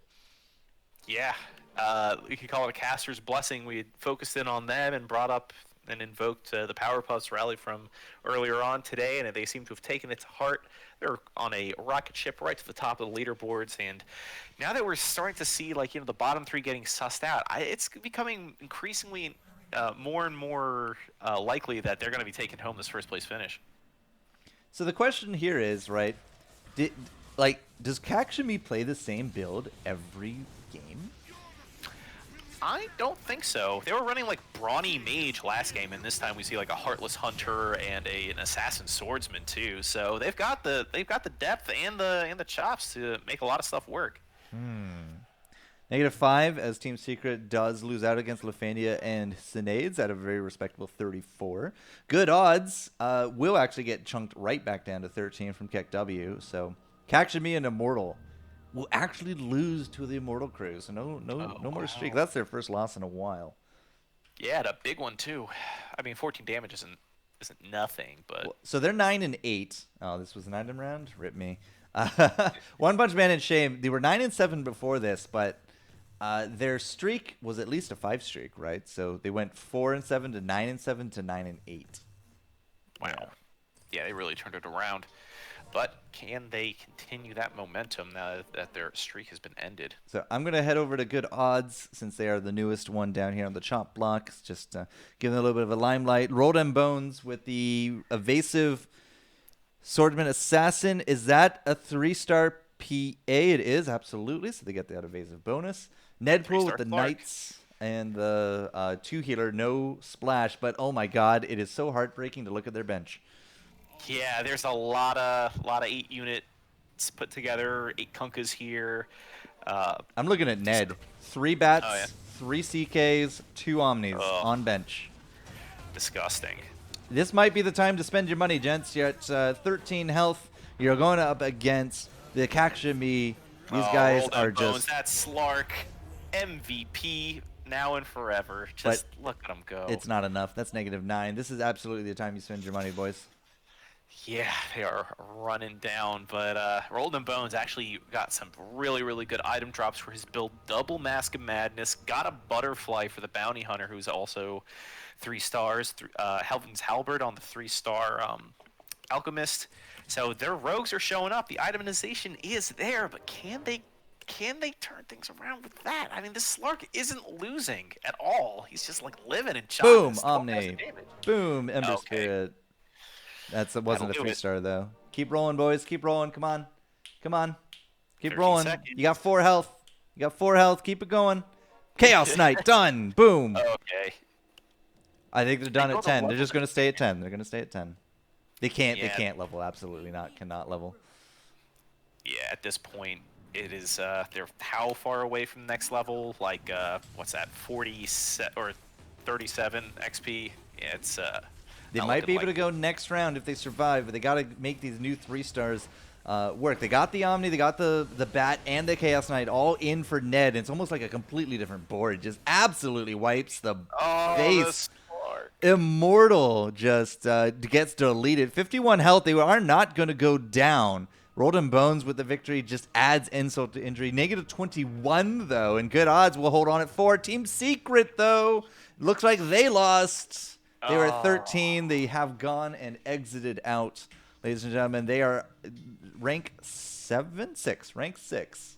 And now we're battling currently for rank 5 with Kakshami taking the top spot yet again here around 23. Yeah, it's looking real good for them. Pole position-wise, now that the bottom 3 have all been decided, I'm not going to say they're all but locked up, but they are sitting quite pretty. Double Mask of Madness on an Assassin Swordsman comp with a Butterfly and a Halberd. Like, feels good, man. This is the stuff you lab for, right? You're like, okay, it's a game with like that's all RNG, but if you were to get an ideal item draw, this is what you would get, and it's this. It's literally just this, just all the dodge items you could want, all the Mask of Madness. Big stun. Ooh, Bones. I don't know. I can't actually tell if Bones is winning. That Slark's going to have to carry hard. And it's, well, looks like the car's doing okay, but that's a Terrorblade! Oh, the Terrorblade said no! Nedpool, however, is in the night fight of his life, and it doesn't look like he's really going to be eking this one out either, which means this will be 4th place. 5th place going into it, sorry. And Rolden Bones and crew, you did well. You did good, kids. You had a good round, but 5th is it for you. Fought the good fight. Just wasn't enough. That Terrorblade sucks so much. Yeah, dude. 3-star Terrorblade is like just the most terrifying DPS unit in the game to me. Doesn't have the disarm that Slark does, but has a way to continually proc their demon bonus. Just has like 2 lives, all the attack damage in the world. Really good typings. Just such a good unit. Immortal and DK next up. Top 4 feels good, but really it's the fight between KW and CAC that are the top 2 right now, right? Lovebirds, I think, ended up 4th overall. So, yeah. Immortal's kind of a bit more of a wild card, is top 8, but can they do enough damage? Can they get enough done at 13 health? The Knights crew of Immortal seems to be doing okay. DK on the other side with 4 mage and 3 spirits. More spirits than mage, I imagine. They don't look to be doing super healthy here. Yeah, Mortal absolutely ran over Lithania.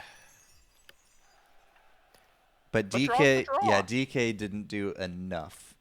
It was able, it just kind of got his spirits murdered. Looking at his spirits over here, that's an item round. Of course it is. Refresher for the Knights, yep. Nothing great for the mages. Butterfly or Moon Shard, really. Caden's Blade. Are there any fast slapping mages anymore now that Morphling and Razor are gone? What's Puck's attack rate? Terrible. Well, Puck's also going to be invulnerable half the time, right? That's true. They're just not even going to be on the board. There's no big chunky builds, right? You got 3 warriors in front of Sunsmile's hunters, but that's it. Everything else is just knights, and you don't really need a cadence for knights. Yeah, that's true too. Okay, so Immortal and DK, 13 health. Holding on. KW did take an L there as well. So Kakshimi has increased that lead 42 to 29 up against that 2nd place. Lovebirds at 27. It is Kakshimi up against Immortals. If Kakshimi actually continues this streak, Immortal could go out right here. Yeah, it would be a pretty devastating way to go out, and I think that would all but lock up a 1st place finish for Kakshimi. That triangle is not enough, I don't think. There's a second triangle, though. That brings them all down low, looking for that puck, there we go. That Storm Spirit just actually ran over and railroaded those hunters. DK returns will be okay, and Immortal will hold steady here as well. It's just the Eno left standing. Wow. Yeah, some pretty big triangles there at the end for DK returns, disarming killing the Terrorblade, disarming the hunters, getting everyone within like zip death range. Really, really strong showing, and a necessary showing too, because now Kakshimi, look at that, only 3 health separates 1st from 3rd. They got to be sweating. They want this perfect week here in duos, and it might be slipping through their fingers. 3-star Slark to be added to the roster of a 3-star CK for KW. The only one streaking right now is Lovebirds. DK returns actually has disconnected at 13 cash. Not sure what happened there. Will that be the deciding factor? We have so many pucks that could have been rolled for a 3-star right there. It's a puck. It's an ember. Anything could have happened here. They have a 2-star Megas on the bench. Okay. I really hope this 13 gold disconnect is not going to be the end of it all. DK and the Spirits are trying to make stuff happen. They've run into that 3-star Luna, and everybody is getting chunked down. DK's green is definitely missing off this board. One more triangle for good measures. Immortal got railroaded here as well. Sunsmile just deleted him. And DK returns is not going to be too much longer for this world as well. Looks like he came back. Well, this is not going to be enough to counterbalance it. No, yeah, the silencers are going to come through. It's not happening. It's not happening. We're about to get that shield up. There it is. It's going to pop on someone here. Constant silence is the mischance. That's all she wrote. gets that 3-star Ember Spirit, but will they live to put it No, on? absolutely not. Yep. So the 13 gold actually screwed him in the end. I don't know how much of a difference it would have made, but feels bad. That's twice now this has happened in 2 rounds. That sucks, and you really hate to see people lose on a technicality like that, or like lose because they crashed out or their phone died or something like that. I don't think they're playing on phone, but man, disappointing. Now we play Follow the Human. 7 units Kakshami up against the 8-8 of KekW and Lovebirds. Everyone has at least 6 3-stars except Danny, who's sitting at 5. Yeah, it has become very tight for these top 3. Everyone's in those like sort of upper to mid 20s. Looks like KekW. Yeah, KekW. Danny and Sunsmile going to be fighting up against Sinades and Lefania. Danny on this side with 6 knights on board ready to rumble. Sunsmile with the Heartless, the Hunters, and those arrows are flying true, but will they actually be able to fly enough of them? It's not. Sunsmile does get rushed down into the corner, but Danny looks to be doing exactly the same to Sinades, and I think Danny has enough stars on board to counteract the loss here. Yeah, and that Puck did a lot of heavy lifting in that round, pumping out 10,000 damage, but it was just... It was just enough. No, it was just not enough. Danny, -1. Kakshami lost 10 to the Lovebirds. This puts KekW as the current favorites at 24, tied with those Lovebirds. Oh, 3-star Omni Knight. That's a game changer. Danny's Absolutely. 6 knights with 3-star Omni puts a Radiance on him. Yeah, why wouldn't you? Yeah, and Danny and Sunsmile here checking the leaderboards. They are second, so they would be in the best position. Our third place finishers here were Suhi and Matezus, otherwise known as Team Secret, and they had like a pretty disappointing 6th place showing. So it's really just down between Kak and Kek for this top spot this week. All right, we're still here with the humans. Danny going to be taking on Lefania again. Sunsmile and Sinade, so I guess we've just swapped partners this time. 3-star Luna getting some work done up against these assassins on Danny's board, but the Luna itself does actually drop fairly quick. I don't think the assassins have enough. I don't hear a Slark bouncing around at all, so the Knights will weather the storm, and Sunsmile clean house there as well. KekW will actually just flip the script. Lovebirds will be eliminated. 36 damage. That's the biggest haymaker we've seen all day. And Kakshami still lost against Lovebirds. Wow. Another 4 right. health, but hey, it happened. This is Lefania it. with the F. Top 2. Get hype. It looked This is good. for all the marbles. It looked good, Lefania. It really did. But that partner swap just murdered you guys. Oy. Yeah, that was a devastating 36 health hit to round out that fight. Lovebirds going down in third. Just ugh. 8 units each. Nobody's holding any kind of cash. Everyone's down to the wire. 14 health versus 24. I got Kakshami up just so we can see their builds going into it. 5 Hunter, 4 Hunter. Okay, 4 Hunter. There's a Hunter random Lycan in this build for shame. Okay. I Yeah, can dig random that. 3-star. It's fine. It's cool. One Punch Man gonna be taking on Danny. Sunsmile up against Shame. So Shame and the Hunters gotta just have those arrows fly true. They just gotta get that Vigilant just kind of choking out. One Punch Man on the other side with the 6 assassins that are not hitting their mark. That Spectre though could be turning things around, but he gets purified. Absolutely disaster as One Punch Man will go down. Shame goes down as well. Is that enough stars? That's at least 12. That's 17 right there. That's it. Congratulations to KekW V2 for taking home this last first place finish in this final lobby. Historic amount of firsts could have been had, but One Punch Man and Shame weren't able to clutch it out in the end. 13-12 record will stand, but they will go home with 3 firsts and a second. To be so close to just immortality and to fall in this final lobby, just it hurts. It absolutely does. Now, I do believe, Yeah. because of the way that this last lobby ended up, I do believe, that's not you, there's you, that Shame still goes home first. Yep, they're going to be crying all the way to the bank with that second place finish.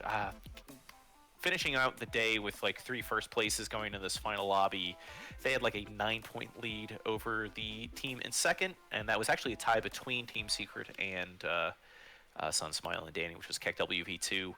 And again, they needed to finish quite poorly and to have one of those two teams finish quite well. That did not happen, and yep, scoreboard just updated. Boom. They will be taking home that cash. Oh, it didn't update for me. Scoreboard update, go. Force update. You must. Boom, got it. So first, second, the 57-point reality versus the 60-point dream. Feels bad, ladies and gentlemen, feels bad. But yeah, laughing all the way to the bank, as you said. 40 cash US, I do believe, will be now Shame and Pivos to split. Sunsmile and Danny with 3-1-2-1, 51 points total. They go home with 20. Shuhi and Mateus still, after a 6th place finish, eke out 39 points. They go home with 15 each. And I do believe Lefania and Sinaids have $10 between them for 36 points for that 4th place. Yeah, some really, really inventive builds this week in duos. Some like really, really great matchups. Very interesting interaction between like leveling philosophies and rolling philosophies, and seeing how this differs from standard. A really, really cool week of Underlords here for duos. It was a good week. It was good to see a lot of these builds. I'm definitely going to be going back in the VODs and sniping some of these just to see how well I can do with them personally. But unsurprisingly, a lot of Assassins, Swordsmen, right? Less magic than I expected, but magic does not seem to be nearly as strong as they did. But way more Knights than I thought, and not nearly as many Shamans as I thought I would see. Yeah, didn't see a whole bunch of Knights. Didn't see the terrible amount of high-placing Shamans, or rather, we saw a ton of Knights. Sorry. Yeah, so many Knights. Yeah. 5 in this lobby alone. Exactly. Yeah, Yeah. five. And yeah, there were a decent amount of mages. I think they were hurt by the spirit changes. Again, having that damage and debuff duration scale with star rating certainly hurt them a great deal. But you know, still some pretty high-placing mages, some pretty well-off assassins, some a glut of knights. And yeah, so generally, outside of maybe the second round Group A lobby today, some pretty good lobby diversity. Yeah, and lots of different Underlords, the whole spectrum being represented now. We've seen a Nessex's win, a lot more jewels have been added into the fray. It's good, feels good. So that means duos all wrapped up, Battle Buddies stream over. We're going to be rating, I believe, Jitch here in just a moment. But next week, we start our next season of Underlord solos. And, of course, we're expecting another big patch this week for tweaks and feedback and all that. No new 3-stars, I think, are kind of on the slight, but you never know, right? Yeah, I believe all of the new 3-cost and under units have 3 stars. Yeah, so we'll see where that goes. Pure balance. But if you haven't joined our Discord, of course, ladies and gentlemen, that is where we kind of live and make all this magic happen. So make sure you join the Discord. If you sub to the channel, you can have early registration. Make sure you have your place solidified, and you too can be in that solo play with the best of the best and go home with some cash every few weeks. It's pretty good. Season X, Season 10, damn. Where does the time go? Season X. Yeah, dude, tell me about it. I remember coming in halfway through Season 8 finals, and it was just like, man, it seems like just yesterday we started casting the other Jester. I mean, it's a good thing, right? Yeah. No, I mean, time is extremely fake, as quarantine has taught me here in America. Time does not matter. Yeah. Absolutely. All right, Heckle, I know that you've been making strides with written content. You were holding down the casting desk and the production desk. You're certainly in and around the place. But if people do want to find you outside of our UPL hours, where can they find you at? They can find me on Twitter at Dr. Heckle. They can find me posting on Reddit, on the Underlord subreddit. They can maybe check out some of the music that I put out. I put out an EP a couple weeks ago. That's soundcloud.com/visitingprofessor, an alter ego of mine. Of course, I have another SoundCloud where I've put up some rough stuff on the Dr. Heckle moniker. But yeah, that's just about it. And go Flyers. Let's go. Flyers in 7. Set it from the start. Hopefully we can just win in regulation time. This team is taking decades off my life with all these overtime finishes. I cannot stand it anymore. Let's take it home. I just feel like I'm that guy in a meme, just eye rolling back and forth because I have no idea what the hell you're talking about all of a sudden. Assuming some kind of sports ball out there keeping you on your toes. Yeah. Fair enough. Okay, I've been your friend and host, Forecourt Jester. I believe I'll see you next week. I don't believe I'll see you the week after, but of course we'll keep you all up to date on that. So make sure you go join that Discord. Ready up, get into these lobbies, play the games. It's good stuff. I know that we're expanding games again. I'm not going to tell you what it is because I'm not sure I'm not allowed to say, but the Discord's the place to be. It's a very popular game amongst a lot of people. All right, so big thanks to our admins, GareSnap as well for helping with the graphical overhaul, and Zex and Asian for keeping us rolling. We're out, ladies and gentlemen. We'll see you next time. Go say hi to Jitch and give him a 250 people leave. Let's go. See you around.